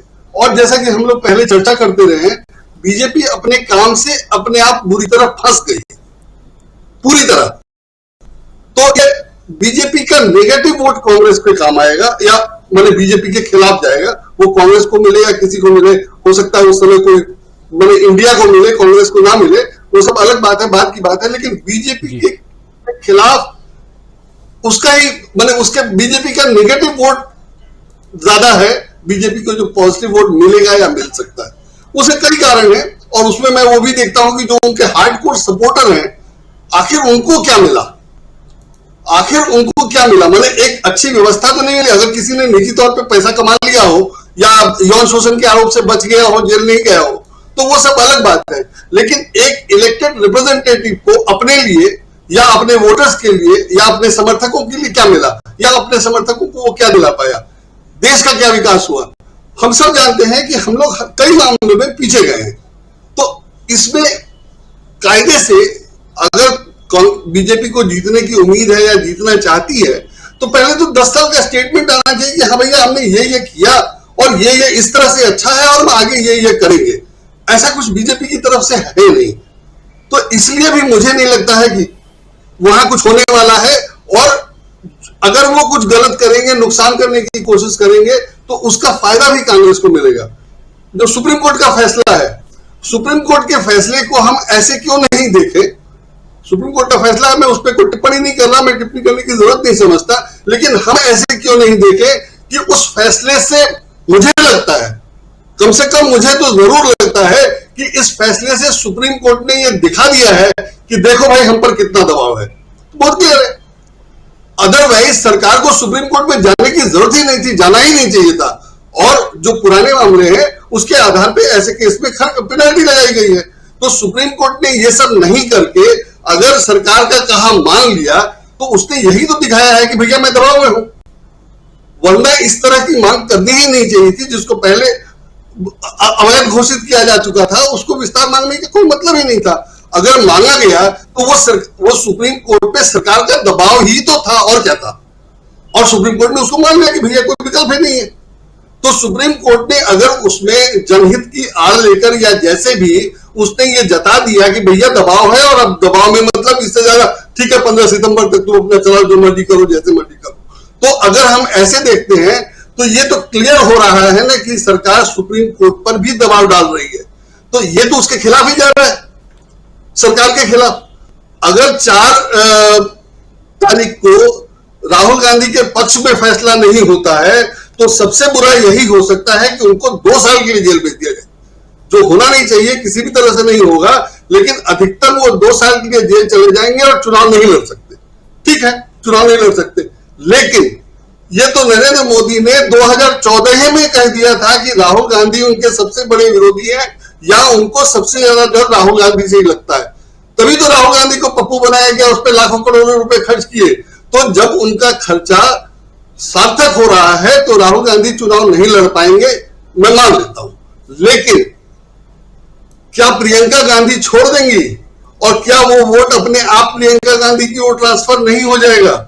और इन दिनों सोनिया गांधी जिस तरह से पॉलिटिक्स में सक्रिय हैं और उससे लगता है कि उनका स्वास्थ्य ठीक है और वो शायद राजनीति में सक्रियता से भाग ले सके, तो अगर राहुल गांधी के जेल जाने के बाद प्रियंका और सोनिया दोनों मिलकर कांग्रेस को लीड करती हैं तो क्या वोट की कोई कमी रहेगी और राहुल गांधी के नहीं रहने से फायदा होगा कि नुकसान होगा? मुझे लगता है कई गुना फायदा बढ़ जाएगा, नुकसान होने की तो कोई संभावना ही नहीं। तो इस तरह से मुझे किसी भी सूरत में कांग्रेस की स्थिति कमजोर नहीं लगती है और मुझे हमेशा लगता है कि कांग्रेस का फायदा होगा। रही बात बीजेपी के तीसरी बार जीत जाने पर, तो हम सब लोगों ने देखा है और हम लोग समझते हैं, हो सकता है कुछ लोग नहीं समझते हो, लेकिन ये तो बहुत आसानी से कन्वे हो जाएगा ना कि 5 साल में तो नरेंद्र मोदी कुछ थे, अगले 5 साल वो कुछ और थे, तो अगले 5 साल वो क्या होंगे इसकी कल्पना तो की ही जा सकती है। तो अगर ये भी हम लोग सोचें और देखें और बताएं तो उनको वोट देगा कौन? आखिर इंडिया बना तो इसीलिए ना, उनके कारनामों का ही परिणाम है, नहीं तो सब लड़ने वाले लोग, जैसे हम लोग बात कर रहे थे, सब लड़ने वाले लोग एकजुट क्यों आए? सबको पता है कि अगर इनको हराया नहीं गया, अगर ये सत्ता से नहीं गए तो ये देश का कबाड़ा कर देंगे जिसमें हम सब लोगों का नुकसान है। अगर ये हम लोग समझ रहे हैं तो बहुत मुमकिन है कि बहुत नीचे के वोटर, बहुत गरीब वोटर, बहुत कम पढ़े लिखे वोटर या बहुत ही मूर्ख टाइप के बिजनेसमैन और पैसे वाले लोग नहीं समझ रहे हो, लेकिन उनको ये समझाने और समझने में देर नहीं लगेगी। ये मध्य प्रदेश वगैरह का चुनाव का रिजल्ट आते आते क्लियर हो जाएगा। तो मुझे लगता है कि स्थिति बहुत अच्छी है और बीजेपी तो अपने आप में हारी हुई है और वो जो भी कर रही है, वो जैसा कि मैं पहले कहता रहा हूं कि वो लोग इतने कॉम्पिटेंट नहीं है कि वो कुछ ऐसा कर ले कि इस स्थिति से निकल सके। वो जो करेंगे उसमें फंसेंगे और जैसे फंसेंगे उसका फायदा कांग्रेस को होगा या अपोजिशन को होगा, इंडिया को होगा। जहां तक इंडिया के नाम की बात है, वो नाम अपने आप साबित कर देता है कि क्या मुकाबला है, सिर्फ नाम बता देता है कि भाजपा और इंडिया में क्या टक्कर है और कौन कितना मजबूत है, बाकी कुछ कहने की जरूरत नहीं। राजीव जी। बिल्कुल जी, बिल्कुल। जो बात आप रख रहे हैं उसमें सबसे बड़ी बात ये कि एक उम्मीद, एक आशा जो है वो जगती है कि इस देश में अंधकार नहीं है, उजाला भी है, कुछ जगहों से रोशनी आ रही है। और सब आना चाहता हूं अमलेंदु उपाध्याय जी आपके पास, क्या आप भी ऐसा ही देखते हैं, इसी हिसाब से सोचते हैं जैसा संजय जी कह रहे हैं? और अगर राहुल गांधी, ये तो एक नॉर्मल नैरेटिव भी सेट हो सकता है उसके बाद कि राहुल गांधी को अगर सजा बरकरार उनकी सजा रहती है, सुप्रीम कोर्ट से झटका मिलता है, लगता है, तो उसके बाद देश की परिस्थिति कैसी होगी इसका अंदाजा आप लगा सकते हैं? क्या माहौल जो है वो इंडिया में नहीं हो जाएगा? और क्या ऐसे माहौल को बनाना या उस माहौल में तब्दील करना मोदी जी चाहेंगे कि सब कुछ हाथ से निकल जाए? क्या मोदी जी खुद चाहेंगे कि राहुल गांधी जेल जाएं? देखिए राजीव जी, जहां तक मोदी जी के चाहने का सवाल है तो मोदी जी तो कुछ भी चाह सकते हैं। तो मोदी जी के चाहने से ना कुछ होने जा रहा है और ना कुछ जो है वो देश पर बदलने जा रहा है। मोदी तो चाहेंगे कि 125 साल तक इस देश के प्रधानमंत्री बने रहे, तो बने थोड़ी रह सकते हैं। मोदी जी चाहेंगे कि संसद में पारित हो जाए कि इसके बाद लोकसभा चुनाव नहीं होंगे, तो हो थोड़ी जाएगा। तो मोदी जी के चाहने से कुछ नहीं होता है। मोदी जी क्या चाहते हैं, सवाल ये है कि परिस्थितियां क्या बन रही हैं और मोदी जी उन परिस्थितियों से किस तरीके से निपटना चाहते हैं, किस तरीके से निपट सकते हैं। राजीव जी, जो यहाँ एक महत्वपूर्ण बात है वो ये है कि मोदी जी को हराना जो है वो जितना ज्यादा इंडिया का कार्यभार है उससे ज्यादा भारतीय जनता पार्टी के नेताओं का कार्यभार है जी। मतलब जितनी ज्यादा जरूरत इंडिया के लोगों की है उससे ज्यादा भारतीय जनता पार्टी के लोगों की जरूरत है कि मोदी जी को हराया जाए। आज जिस तरीके से नड्डा जी की जो 38 लोगों की कमेटी फाइनल हुई है, तो एक जगह था मैं तो वहां कहा जा रहा था ये तो अलीबाबा और 40 की कंपनी है, क्योंकि दो तो इसमें 38 में शामिल नहीं है, अलीबाबा बड़े वाले बाबा और जो छोटे वाले बाबा हैं और नड्डा जी इसमें शामिल नहीं है, तो ये 40 हो जाते हैं और अलीबाबा बड़े हो जाते हैं। तो जो बनी है जिस तरीके से उत्तर प्रदेश का जो प्रतिनिधित्व दिया गया है, आप समझ सकते हैं कि इससे कि भारतीय जनता पार्टी के अंदर चल क्या रहा है, किस किस को ठिकाने लगाए जाने की कोशिशें हो रही हैं। अब बताइए, वसुंधरा राजे सिंधिया जो है और रमन सिंह जो है वो जेपी नड्डा के अंतर्गत काम करेंगे, तो ये किसकी पदोन्नति हुई है? जेपी नड्डा की पदोन्नति हुई है कि वसुंधरा राजे सिंधिया और रमन सिंह की पदोन्नति हुई है? ये आप समझिए।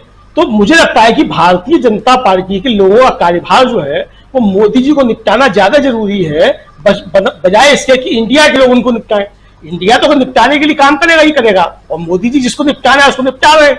मोदी जी भी अपने काम पे लगे हुए, मोदी जी भी समझ रहे हैं कि इंडिया के लोगों को निपटाने से ज्यादा जरूरी है कि अपने लोग पहले उनको निपटाओ, क्योंकि अपने यहाँ सब ठीक ठाक रहेगा तभी तो इंडिया को निपटाओगे। तो उनके यहाँ भी अंदर अंदर सब चीजें चल रही है, निपटाने का काम शुरू हो चुका, निपटाना शुरू हो गया है। अब अगली बारी सुनी जाती है शिवराज सिंह की होगी, अमित शाह जी आज वहां पहुंच गए हैं, अब सारा कार्यभार अमित शाह जी ने अपने हाथ में ले लिया है। मणिपुर जल रहा है, अमित शाह जी को फुर्सत नहीं है मणिपुर जाने की, लेकिन एक सप्ताह में 3 बार या एक महीने में 3 बार अमित शाह जी पहुंच चुके हैं मध्य प्रदेश में, कार्यभार ले लिया उन्होंने। तो यानी अब शिवराज सिंह चौहान की बात चेहरा नहीं है पार्टी के, तो चुनाव किस तरीके से होगा यह देखने वाली चीज होगी आगे जाकर के क्या होता है। तो कुल मिलाकर राजीव जी जो परिस्थितियां मुझे लगता है वो मोदी जी के खिलाफ जा रही हैं, लेकिन मोदी जी उसका किस तरीके से प्रबंधन करते हैं और किस तरीके से इससे निपटते हैं, ये मोदी जी की अपनी रणनीति, उनकी कार्यकुशलता पे निर्भर करेगा। माहौल मोदी जी के खिलाफ बन रहा है, मौसम मोदी जी के खिलाफ बन रहा है, मानसून बहुत तेज उमड़ घुमड़ रहा है, मौसम विज्ञान बार-बार चेतावनी दे रहा है भारी से और तेज भारी जो बारिश हो सकती है, तमाम सारी चीजें हो रही हैं। तो ऐसे में मोदी जी के सामने चुनौतियां ज्यादा है राजीव जी। दूसरी बात यह कि अगर 15 अगस्त से मान लीजिए भारत जोड़ो यात्रा शुरू होती है, सुप्रीम कोर्ट का जो भी आदेश आता है उसके बाद देखा जाएगा, लेकिन अगर सब ठीक ठाक रहता है जो यात्रा शुरू होती है, तो ये जिन राज्यों से निकलेगी राजीव जी उनमें से देखिए, जब ये यात्रा पहुंची थी, जब पहली बार जब यात्रा निकली, जब कर्नाटक से निकलना शुरू हुई, पहुंचेंगे हिंदी पट्टी में, तब इसकी असली पहचान इसकी होगी और इसकी असली सपने जो है वो ये होगा कि मध्य प्रदेश में किस तरीके से इसका लोग लेते हैं। तो राहुल गांधी ने खुद कहा था, शायद इंदौर में ही कहा था कि मैं कहा जा रहा था कि आप केरल में जाएंगे तो क्या होगा, फिर कर्नाटक में जाएंगे फिर क्या होगा, असली परीक्षा आपकी मध्य प्रदेश में होगी। तो मध्य प्रदेश ने सबको पीछे छोड़ दिया। ये राहुल गांधी के ही शब्द थे, मेरे तो है नहीं है, राहुल गांधी के ही शब्द थे। और मध्य प्रदेश ने दिखाया कि उसने पीछे जो यात्रा को जो समर्थन मिला था उससे ज्यादा मिला। अब जो अंतर होगा इन दोनों यात्राओं के बीच में, जो अंतर है वो मैं कह रहा हूँ, वो बड़ा अंतर यह है कि राहुल गांधी अब जब ये यात्रा शुरू करेंगे तो वो 4000 किलोमीटर की यात्रा कर चुके एक नेता होंगे। पहली चीज, जो पहले की 4000 किलोमीटर की यात्रा कर चुके हैं।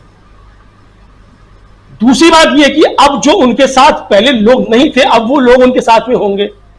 दूसरी चीज ये है, तो राहुल गांधी अब एक बड़ी ताकत के साथ इस दूसरी यात्रा को शुरू करेंगे। और जो लोग ये सोचते हैं कि भारतीय जनता पार्टी के साथ कुछ विवाद करके या कुछ हमला करा के या कुछ झगड़ा झंझट करा के इस यात्रा को डिस्टर्ब करिए, राहुल गांधी को डिस्टर्ब करिए, तो राजीव जी देखिए, भारतीय जनता पार्टी कुछ कराए ना कराए, लेकिन अगर इस यात्रा के दौरान कुछ भी होता है तो देश भर में संदेश यही जाएगा कि भारतीय जनता पार्टी इस यात्रा से परेशान है और ये उसके इशारों पे सब कुछ हो रहा है। नहीं कराएगी तब भी संदेश जाएगा, और कराती है तो और ज्यादा बुरा संदेश जाएगा। तो मुझे नहीं लगता है कि भारतीय जनता पार्टी के रणनीतिकार जो है वो इतने कच्चे हैं कि वो राहुल गांधी की यात्रा में इस तरीके का कोई व्यवधान या बिंदु पैदा करेंगे। मुझे नहीं लगता है कि इस तरीके की कुछ चीजें करेंगे। तो इसलिए भी यात्रा अपनी गति से ठीक चलेगी। जहां तक इसका ये सवाल ये कि साहब इसका चुनाव में क्या लाभ मिलेगा, चुनाव में लाभ क्या नहीं मिलेगा, जयराम रमेश कह चुके हैं कि भाई पहले जो हमारी यात्रा थी, उनकी इस यात्रा के बाद ही उनकी जो प्रेस कॉन्फ्रेंस थी उसमें उन्होंने कहा था कि वो हमारी राजनीतिक यात्रा नहीं थी, और उन्होंने हाथ से हाथ जो कार्यक्रम किया था उसमें कहा था कि ये हमारा राजनीतिक कार्यक्रम है। तो अब जो दूसरी यात्रा है राजीव जी, भारत जोड़ने की यात्रा तो हो चुकी, भारत तो जोड़ चुके हैं राहुल गांधी। अब इंडिया लड़ेगा और भारत जीतेगा। अब यात्रा इसकी होगी, यानी इंडिया लड़ेगा भारत जीतेगा, तो ये शुद्ध राजनीतिक यात्रा होगी। इंडिया लड़ेगा, इंडिया की लड़ने की यात्रा होगी, भारत को जिताने की यात्रा होगी।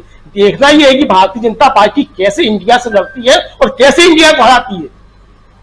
ये देखने की चीज होगी भारतीय जनता पार्टी का तैयार है कि वो कहे कि हम इंडिया को हराएंगे, इंडिया बहुत खराब है। तो हालांकि वो कहना शुरू कर चुके हैं अब इंडिया को किसी तरीके से, लेकिन वो जितना इस पे आगे जाएंगे उतना भारतीय जनता पार्टी भारतवासियों के बीच अलोकप्रिय होती जाएगी, उसकी असली चीजें सामने आती जाएंगी कि असली एंटी इंडिया जो है वो भारतीय जनता पार्टी है। जनता भी इसको अच्छी तरीके से समझने लग जाएगी, किसी को कोई बात कहने की आवश्यकता नहीं पड़ेगी। भारतीय जनता पार्टी ये संदेश स्वयं जो है जनता के बीच में आकर देगी। बाकी चुनाव है, वो चुनाव की तरीके से ले जाते हैं, भारतीय जनता पार्टी किस तरह से लड़ती है, बाकी लोग किस तरह से लड़ते हैं, तमाम चीजें होती है, तमाम प्रबंधन किए जाते हैं, वो सब चीजें अलग की है, उन प्रबंधन के उस पर नहीं जाता है करता है। जो जनता का सवाल है वो जनता का सवाल राजीव जी, मुझे लगता है भारतीय जनता पार्टी जनता के सामने अभी ठीक ठाक नहीं। जी जी, जरा आप रैपिड राउंड में आ जाते हैं, जल्दी जल्दी कार्यक्रम को अब समाप्त करने की तरफ बढ़ते हैं। और स्वामी जी, क्या आपको लगता है एक बहुत बड़ी चुनौती पेश करने जा रहे हैं राहुल गांधी, या इंडिया कह लें गठबंधन जो है वो अगले महीने से, अगस्त के महीने से अगर भारत जोड़ो यात्रा की शुरुआत हो जाती है तो बीजेपी के सामने? देखिए राजीव जी, मैं जो है अपने इतिहास से कोई लेसन्स लेना चाहता हूं। अभी तक दो बहुत महायुद्ध हुए हैं, एक त्रेता युग में, एक द्वापर युग में, और उसमें ये चीजें बिल्कुल स्पष्ट थी। एक तरफ धर्म था, एक तरफ अधर्म था, एक तरफ सत्य था, एक तरफ असत्य था। तो ये भविष्यवाणी करना बहुत मुश्किल नहीं है कि जीत किसकी होगी, क्योंकि हमने देखा था कि उस समय भी पांडव जीते थे और उस समय भी राम जीते थे। तो आज की तारीख में मुझे अगर निर्णय लेना है तो मुझे निर्णय लेना है कि ये जो इंडिया है ये सत्य के साथ खड़ा है, ये प्रेम के साथ खड़ा है, या जो एनडीए है वो सत्य और प्रेम के साथ खड़ा है। तो मैं ये देख रहा हूं कि जो मणिपुर में हो रहा है और जो उत्तर प्रदेश में घटनाएं घटी, मध्य प्रदेश में घटी, उसमें आंसू पोंछने वाला कौन है। और आज भी जो व्हाट्सएप और फेसबुक पे कुकी संप्रदाय और कुकियों को और मिजो को, नागाज को जिस प्रकार से बदनाम और उनको बदसूरत लोगों की तरह पेश करने की कोशिश कर रहा है, तो मुझे ऐसा लगता है कि सत्य और असत्य है और धर्म और अधर्म की लड़ाई है। धर्म ही जीतेगा, सत्य ही जीतेगा। इसलिए मुझे लगता है कि जो अलग जला के चले हैं, और मैं एक आश्वासन देना चाहता हूं, हरियाणा में 12 किलोमीटर राहुल गांधी के साथ पैदल एक गुमनाम वृद्ध की तरह चला था। उत्तर प्रदेश में भी ये गुमनाम वृद्ध अकेला चलेगा, कदम से कदम मिला के चलेगा, और ये इंडिया की जो एक संघर्ष है उस संघर्ष में सत्य का साथ देगा, अहिंसा का साथ देगा, और हम ये प्रयास करेंगे कि फिर पांडव जीते और धर्म जीते। जी, उस गुमनाम का नाम अखिल स्वामी है। जी स्वामी जी, बहुत शुक्रिया। और प्रशांत टंडन जी, लेकिन एक चीज अभी देख रहा हूं, आज जो राहुल गांधी की जो तस्वीर, जो वीडियो हम लोग अभी दिखा रहे थे प्रशांत जी, वो वीडियो उन तस्वीरों को लेकर के जो so called main stream media, Noida का मीडिया है, वो भी आज खूब चर्चा कर रहा था आज उस पर भी। और बात अब ये भी हो रही है कि मणिपुर में जो विपक्षी दल गया है तो वो क्या कुछ कर रहा है, उसके विजुअल्स भी दिखाए जा रहे हैं। ये परिवर्तन है मीडिया में या कुछ और है? मीडिया के बारे में देखिए, अभी एक सर्वे आया है एक बड़ी सर्वे एजेंसी का, सीएसडीएस का, जिसमें सीएसडीएस का, लोक नीति सीएसडीएस का, जिसमें ये बात आई है कि लगभग काफी मतलब 80% से ऊपर जो पत्रकार उनके यहाँ काम करते हैं वो कह रहे हैं कि उनके मालिक जो हैं वो बीजेपी के समर्थक हैं। वो सर्वे में बहुत डिटेल में उसमें नहीं जा रहा हूं। मुझे उम्मीद नहीं है इस मीडिया से राजीव जी, इससे अभी फिलहाल उम्मीद नहीं है। हो सकता है 1-2 महीने बाद, क्योंकि ये जब मौसम बदलता हुआ देखेंगे तो इनको एक एहसास होगा, और डर की वजह से ही आएंगे कि सरकार बदल रही है, तो ये डर की वजह से आएंगे, ये बातों के भूत नहीं है। तो एक दूसरी बात यह कि देखिए, मैं बहुत पॉइंट्स में 3-4 बातें कह देता हूं। एक, बीजेपी ने खुद इस बात को एक्सेप्ट कर लिया है कि देश अब कोलिशन पॉलिटिक्स की तरफ, यानी गठबंधन पॉलिटिक्स की तरफ जा चुका है, क्योंकि इंडिया गठबंधन के ही दिन इन्होंने भी एक भानुमति का पिटारा जोड़ा, इलेक्शन कमीशन की लिस्ट निकाल के 38 लोगों का। तो एक गठबंधन की घोषणा वहां से भी हुई, तो गठबंधन को मान लिया गया है। अब गठबंधन की राजनीति की कोशिशें भी हो रही है, दक्षिण की पार्टियों को जो है लुभाया जा रहा है। दूसरा चीज कि मिश्रा जी का, संजय कुमार मिश्रा जी का बहुत पैनिक रिएक्शन में सरकार दोबारा गई, और जो मुकदमा बहुत समय से चल रहा था तब तक सरकार ने एफएटीएफ का जो है कोई एफएटीएफ के रिव्यू का कोई बहाना नहीं बनाया था, कोई दलील नहीं दी थी। ये नया आविष्कार लेकर वो वहां गए। कारण यही है कि 45 दिन में संजय मिश्रा जी करेंगे क्या। पिछले मतलब लगभग 6000 केसेस हैं इन्फोर्समेंट डायरेक्टरेट में, जिसमें 90% केस से ऊपर पॉलिटिकल केसेस हैं। कुल 23 कन्विक्शन है। तो जाहिर सी बात है कि ये प्रोसेस इज पनिशमेंट का सिद्धांत लगा के मिश्रा जी को मुझे ऐसा लगता है कि सरकार जिस तरीके से गई और सुप्रीम कोर्ट को जिस भी तरह कन्विंस उन्होंने किया, जिस भी तरह राजी किया कि 45 दिन का उनको दिया जाए एक्सटेंशन, उसकी मंशा इंडिया गठबंधन को तोड़ना है। इनके बड़े बड़े नेताओं के छापे डालने हैं, गिरफ्तार करना है, कुछ करना है। तो ये तो क्योंकि इनका ट्रैक रिकॉर्ड यही कह रहा है। महाराष्ट्र में उन्होंने यही किया, कर्नाटक में यही किया है इन्होंने, मध्य प्रदेश में यही किया, ये यही कर रहे हैं। तो संजय कुमार मिश्रा 2018 से इसीलिए रखे गए ईडी में।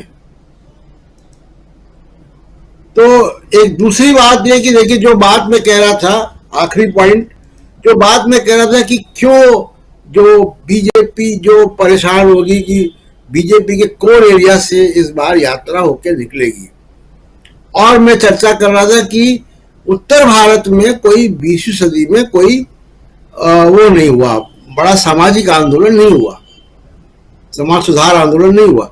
आप देखिए कि भारत के नक्शे में जहां जहां समाज सुधार आंदोलन हुए हैं, चाहे बंगाल हो, महाराष्ट्र हो, तमिलनाडु हो, केरल हो, वहां आरएसएस बीजेपी नहीं जा पाई है उस ढंग से जैसे कि मध्य प्रदेश, उत्तर प्रदेश और राजस्थान में आ जाती है। तो ये पॉलिटिकल प्रोसेस को रिचार्ज करेगा उत्तर भारत की। और इस बार राहुल गांधी, पिछली बार जो भारत जोड़ो यात्रा थी वो उनकी लेजिटिमेसी के लिए या जो बदनाम करने की कोशिश की गई थी, वो स्वीकार्यता एक पैदा हुई राहुल गांधी के प्रति। अब तो वो ऑलरेडी है, तो इसलिए इसका इम्पैक्ट बहुत होगा उत्तर भारत में खासकर, और बहुत जरूरी इम्पैक्ट होगा पॉलिटिकल उसमें रिचार्ज करने में पॉलिटिकल एटमॉस्फेयर को। और जो 4 तारीख को सुप्रीम कोर्ट के सामने मामला है, देखिए, एक तो कानून और मेरिट की बात हम लोग कई बार कर चुके हैं और पूरी दुनिया की नजीरें हैं। अगर इसमें कोई बहुत उल्टा सीधा फैसला आता है, जो कानून, संविधान, परिपाटी, परंपरा, अपनी प्रेसिडेंस, इन सब को नकारते हुए कोई फैसला आता है, जब से आईपीसी बनी तब से 2 साल के लिए किसी को सजा नहीं दी गई है इस कानून में, जिस कानून के तहत राहुल गांधी को कन्विक्ट किया गया। अगर ये फैसला एकदम उल्टा आता है तो मैं उसको मानूंगा कि ये सुप्रीम कोर्ट की तरफ से पॉलिटिकल प्रोसेस में इंटरफेरेंस है भारत के। राजीव जी, ये आप ही नहीं कई लोग मानेंगे, बिल्कुल सही आप कह रहे हैं। लेकिन गर साहब, जरा आपके पास आना चाहता हूं, क्या अगर 4 तारीख को फैसला आए या आगे फैसला आए, कोर्ट की सुनवाई होगी उस दिन, अगर राहुल गांधी के पक्ष में फैसला नहीं जाता है तो फिर आप पॉलिटिकल सिनेरियो क्या देखते हैं देश में? देखिए राजीव जी, मैं हमेशा की तरह आपके चैनल पे अकेला पड़ जाता हूं, क्योंकि संजय कुमार जी को सुन के और अमलेंदी जी को सुन के, प्रोफेसर अखिल स्वामी को सुनने के बाद मेरे हाथ पैर फूल जाते हैं। क्या मुझे लगता है कि मुझे न तो राजनीति समझ में आती है, न चुनाव समझ में आता है, न कोई अकल है। पर फिर भी आप चूंकि बुलाते हैं, तो इसीलिए मैं एक ही सैटरडे को आता हूं, और आप कहते हैं इसलिए अपनी 2-4 बातें कह देता हूं। बाकी हो सकता है कि मेरी समझ थोड़ी एक्चुअल पॉलिटिक्स से अलग हो, जैसा संजय कुमार बता रहे थे। 2 चीजें मैं कह रहा हूं।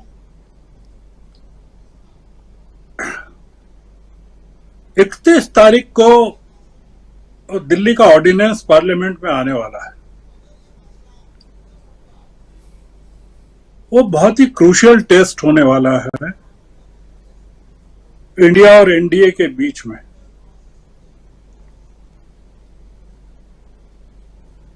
सरकार ने अविश्वास प्रस्ताव की तारीख नहीं तय की है स्पीकर ने, पर दिल्ली के ऑर्डिनेंस की कर दी है, और बहुत कॉन्फिडेंट है बीजेपी की वो ऑर्डिनेंस को निकाल लेगी। आप थोड़ा सा सोचिए कि उस ऑर्डिनेंस के पारित हो जाने से विधेयक के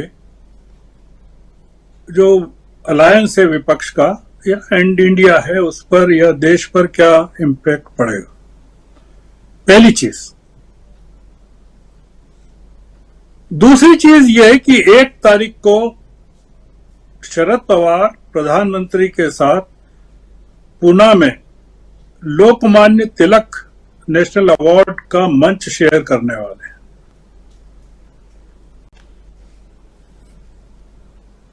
उसका क्या इम्पैक्ट महाराष्ट्र की राजनीति पर और विपक्ष पर और INDIA पर पड़ने वाला है।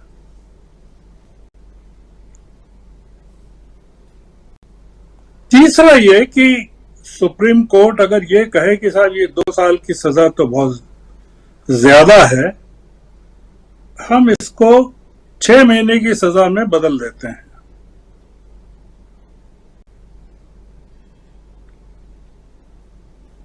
या 3 महीने की सजा में बदल देते हैं, तो उसका देश की राजनीति पर क्या असर पड़ेगा। ये ठीक कह रहे हैं आईपीसी की धारा में सजा के प्रावधानों को लेकर प्रशांत टंडन। मैं देश की जो राजनीतिक स्थिति है उसमें कुछ भी रूल आउट करके नहीं चल रहा हूं, और मैं राहुल गांधी को भगवान राम मान रहा हूं और न पांडव मान रहा हूं।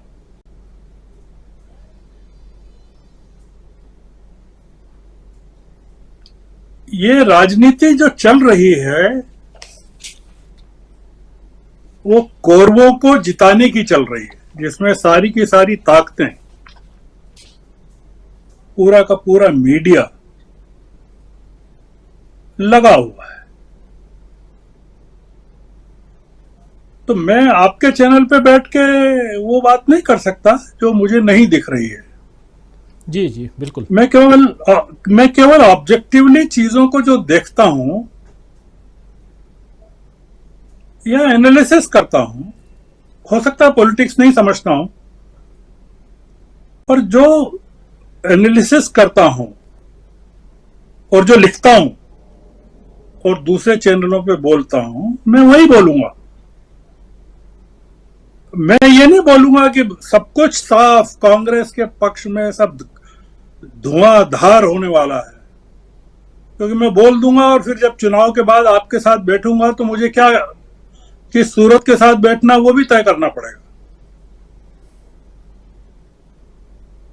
और जो आपके जो लाखों लोग सुन रहे हैं आपकी बात, उनको भी लगना तो चाहिए ना कि कोई बात हम डिबेट कर रहे हैं, लॉजिकल बात करना चाहते हैं, एक यूफोरिया में नहीं, रेटोरिक नहीं करना चाहते कि all is good, all is well. नहीं, ये लोग जो हैं ये वो लोग नहीं हैं जो हैं। मतलब एक शरीफ आदमी और एक शरीफ परिवार,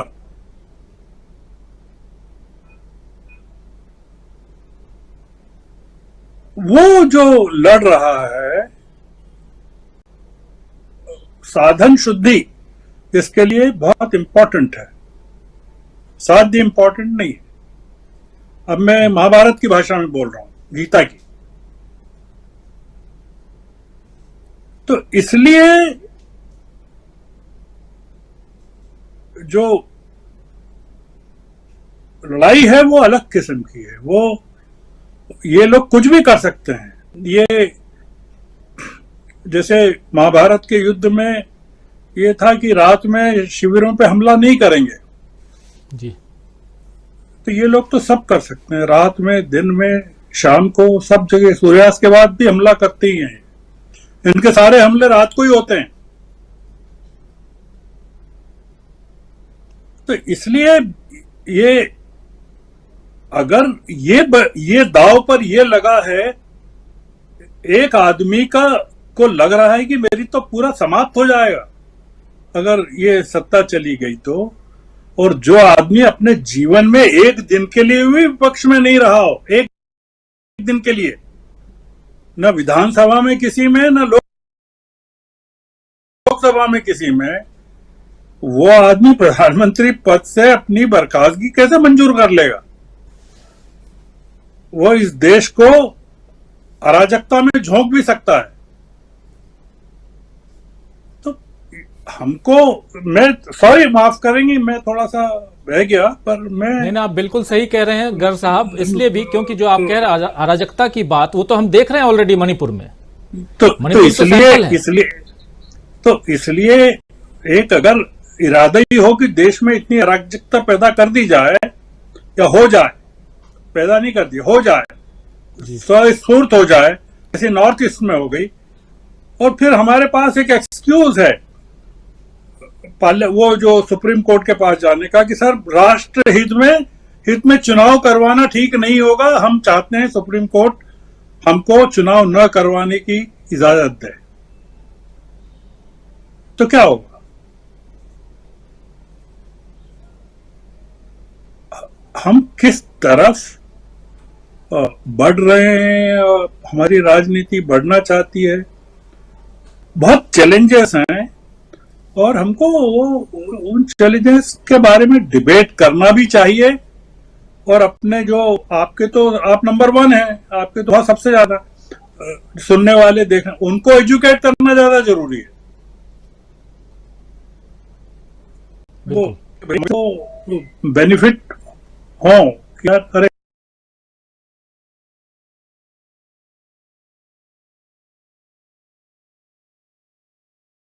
हाँ, ये इश्यूज तो है, नजर रखना पड़ेगी अब सब पर।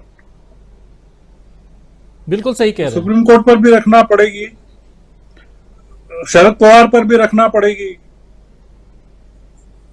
सब लोगों पर वो गश्त बढ़ा देंगे लोग। अगर लोगों को इस मुगालते में डाल देंगे कि सब बिल्कुल बढ़िया ही होने वाला है, युद्ध जीत चुके हैं, तो बस खत्म हो जाएगा पूरा का पूरा मामला। सही कह रहे हैं आप, बिल्कुल गर्ग साहब, आपके बातें 100% सही हैं, और आप बिल्कुल, आपका विश्लेषण सटीक होता है, इसमें कोई दो राय नहीं है। और बात को भी समझने की जरूरत है कि जो पहले 12 साल तक मुख्यमंत्री और उसके बाद लगातार पिछले 9 साल से प्रधानमंत्री रहा हो और एक बार भी विपक्ष में न बैठा हो, वो कैसे विपक्ष में बैठने के लिए तैयार हो जाएगा आज की तारीख में? साम दाम दंड भेद जो कहा जाता है हमारे ही धर्मशास्त्र में, और क्या वो उन चीजों को अपनाने की कोशिश नहीं होगी? बहुत कुछ हो रहा है। जो आदमी ये देख रहा है कि मणिपुर जो है वो जल रहा है, वहां एक अलग तरह की आग लगी हुई है, उसके बाद भी मणिपुर का मौन न कहे, तो क्या हम इतनी आसानी से 2024 का चुनाव सत्ता पक्ष को अपने हाथ से दूसरे हाथ में देते हुए देख सकते हैं? बिल्कुल संभव नहीं है। लेकिन हां, जीत और हार किसी न किसी की अगर सब कुछ हमारे संवैधानिक ढांचा के हिसाब से होता रहा तो वहां जीत और हार होगी। और उसमें भी बहुत सारी बातें आती हैं। हमने 2019 का हमारे सामने तो जीता जागता उदाहरण है, जहां 2019 में मार्च से पहले परिस्थितियां कुछ और थीं और मार्च के बाद परिस्थितियां कुछ और हो गई। और उसके बाद आप देखिए कि क्या मार्च ना कहें जबकि जनवरी कह सकते हैं, जनवरी के बाद परिस्थितियां कुछ और हो गई हैं। और यहां तो इसी साल, अगले साल जनवरी में राम मंदिर का उद्घाटन भी होना है। तो बहुत खिचड़ी अभी पकनी है। इसलिए हम लोगों को भी, जब और बहुत सही कह रहे थे गर्ग साहब, हम नंबर 1 हैं और हमारे साथ 10 करोड़ से ज्यादा दर्शकों का साथ रहता है जो देखते हैं इस कार्यक्रम को पूरे महीने भर की संख्या में बता रहा हूं। और उस आधार पे भी हम भी एजुकेट हों और हमारे दर्शक साथी जो हैं वो भी बहुत पढ़े लिखे हैं, वो भी एजुकेट हों, उनके विचार भी कमेंट बॉक्स के जरिए हम तक आते हैं। इस लिहाज से भी जल्दी चाहूंगा बुशरा खानम जी आपके पास आना चाहूंगा और क्लोजिंग कमेंट संजय जी आपके पास। समय बहुत ज्यादा हो गया लेकिन गंभीर बातें हो रही थी, चर्चा को आगे बढ़ाना भी जरूरी था। बुशरा जी कैसे अब कैसे देखती हैं आप, कितनी गंभीर चुनौती है? देखिए राजीव जी, एक होता है कि बिल्कुल नेगेटिव हो जाना और दूसरा होता है कि एक उम्मीद जगना। अब से पहले आप ये देखिए कि अगर आप इस पूरी भारत जोड़ो यात्रा से पहले की स्थिति आप देखें तो शायद वो उम्मीद की किरण भी नहीं दिखती थी, या वो जो लौ भी जल रही थी वो फड़फड़ा रही थी, उसमें कोई जान नजर नहीं आ रही थी। हम एक तरफ ये देखते हैं कि साम दाम दंड भेद की राजनीति की जाती है, तमाम जो सरकारी अमला है, एजेंसीज हैं, वो तमाम लगाई जाती हैं और अब तक जितने भी केसेस हुए मैक्सिमम वो सारे अपोजिशन के खिलाफ हैं। वो तमाम हथियारों का इस्तेमाल किया जाएगा। जब ये तमाम पार्टीज एक साथ आई तो इनको भी बखूबी पता था है कि ये चैलेंजेस इनके सामने हैं, ये तमाम चीजें इनके सामने आने वाली हैं। उसके बावजूद भी, क्योंकि उन्हें भी अपनी राजनीति को बचाना है, क्योंकि उन्हें भी अपने आप को बचाना है, तो उन सब ने एक साथ आने का फैसला किया। मैं बहुत सारी बातों के सर की बात से मैं इत्तेफाक रखती हूं, लेकिन मैं यहाँ ये भी जरूर कहूंगी कि जिस तरह से अपोजिशन एक साथ हुआ है, जिस तरह से आगे हर चीज को लेकर एक जवाबदेही तय की जा रही है, प्रहार किया जा रहा है, हर चीज पर अकाउंटेबल सरकार को जो बनाया जा रहा है, उससे जरूर एक उम्मीद जगी है। और एक उम्मीद जो जगी है उसके बिना पर ये तमाम एनालिसिस जो है वो किया जा रहा है कि आप ये देखिए कि आने वाले वक्त में कम से कम आपको ये लग रहा है कि टक्कर देने की स्थिति में है अपोजिशन। कम से कम आप ये देखें कि ये लग रहा है कि आगे आने वाला जो चुनाव है 2024 का, वो एक तरफा ना होकर बल्कि एक ऐसी लड़ाई होगी जहां दोनों तरफ बराबरी का मामला होगा। तो ये जरूर है कि हमें ये भी नहीं कह देना चाहिए कि एकदम हम इतने पुरुम्मीद हो जाए कि सब कुछ हरा हरा है, लेकिन ये भी नहीं हमें सोचना चाहिए कि बिल्कुल कोई उम्मीद ही नहीं है। और anything they will do against Rahul Gandhi, anything, आप ये देखिएगा वो तमाम चीजें राहुल गांधी के फेवर में ही जाने वाली हैं। वो तमाम हथकंडे जो अपनाए गए थे अब तक वो धराशायी हुए हैं।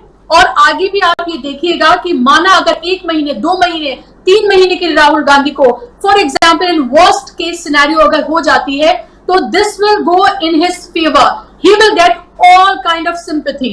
आप ये देखिए कि जब उनकी सदस्यता रद्द की गई तब भी हमने ये देखा कि किस तरह से एक सिंपैथी वेव जो है वो उनके फेवर में गई है। लेकिन हाँ, ये एक तबका ऐसा भी है जो ये सोच देखिए इनको सबक सिखा दिया। वो तबका जो भक्त तबका है, जो हमेशा से ही उनके साथ खड़ा था, है और रहेगा। उनको तो ये भी कि देखिए सोनिया गांधी जो है वो पहले कितने लाव लश्कर के साथ चला करती थी, अब देखिए आम आदमी की तरह जा रही है। देखिए राहुल गांधी पहले कैसे चला करते थे, अब देखिए आम आदमी की तरह सड़कों पर घूम रहे हैं। तो कहने को तो आप हजार बातें कह सकते हैं, लेकिन हमें एक एनालिसिस ये करने की जरूरत है कि उम्मीद और नाउम्मीदी के बीच का ये सफर है और आगे आने वाले जो कुछ महीने हैं इसको बहुत हद तक क्लियर कर देंगे। जी बिल्कुल। संजय जी, आपका टेक।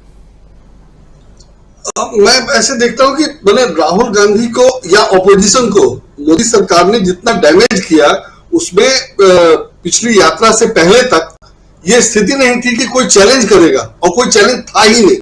मैंने जैसे 2019 में पुलवामा के बाद अचानक स्थिति बदल गई, लेकिन इस बार तो लग ही नहीं रहा था कि कोई टक्कर है और कोई चैलेंज करेगा। लेकिन जो मोदी जी ने जो मुद्दे बनाए थे कि कांग्रेस वंशवादी पार्टी है, राहुल गांधी जी प्राइम मिनिस्टर के कैंडिडेट होंगे, कांग्रेस अध्यक्ष नेहरू परिवार से बाहर का नहीं हो सकता है, वो सब कुछ खत्म हो चुका है, अब वो सब इशू नहीं है और मोदी जी के पास बात करने के लिए मुद्दा नहीं है। तो अब वो कांग्रेस का किस हिसाब से विरोध करेंगे? और यात्रा के बाद और अभी जो स्थिति है उसमें यह है कि राहुल गांधी कैंडिडेट ही नहीं है, राहुल गांधी कैंडिडेट ही नहीं है, लेकिन उन्होंने कांग्रेस को इस स्थिति में पहुंचा दिया है कि कांग्रेस फाइट अगर करे तो वो शायद जीत जाए, शायद सरकार बना ले। कांग्रेस मतलब इंडिया पूरा, मैं उसकी बात कर रहा हूं। तो ये तो राहुल गांधी ने कर दिया है। मैं इसलिए कह रहा हूं कि हम पॉजिटिव साइड में बढ़ रहे हैं। जो मैं कह रहा हूं कि बीजेपी का निगेटिव वोट और इनका पॉजिटिव वोट, और अब जो बीजेपी फंसी है कि वो कुछ भी जो नुकसान करने के लिए करेगी उसका इंडिया को फायदा होगा। तो इन सारी बातों से मैं ये कह रहा हूं कि इनकी स्थिति अच्छी है और वोटर भी समझेगा कि मोदी जी से मिला क्या।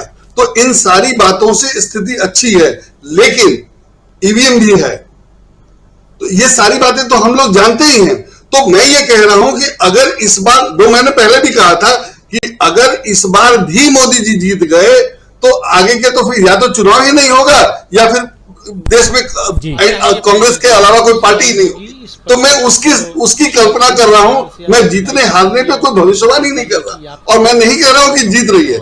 मैं ये कह रहा हूं कि कांग्रेस अगर नहीं भी जीतेगी तो स्थिति ऐसी बन गई है कि बीजेपी फायदे में नहीं है या बीजेपी मुंह दिखाने लायक नहीं है। मणिपुर की जो हालत है और आज जो रिपोर्ट वहां की छपी है, राइटर की रिपोर्ट जो छपी है वहां की घटना का वर्णन, उससे तो लग रहा है कि आज भी वहां हिंसा हो रही है और अभी भी कुछ नहीं किया है।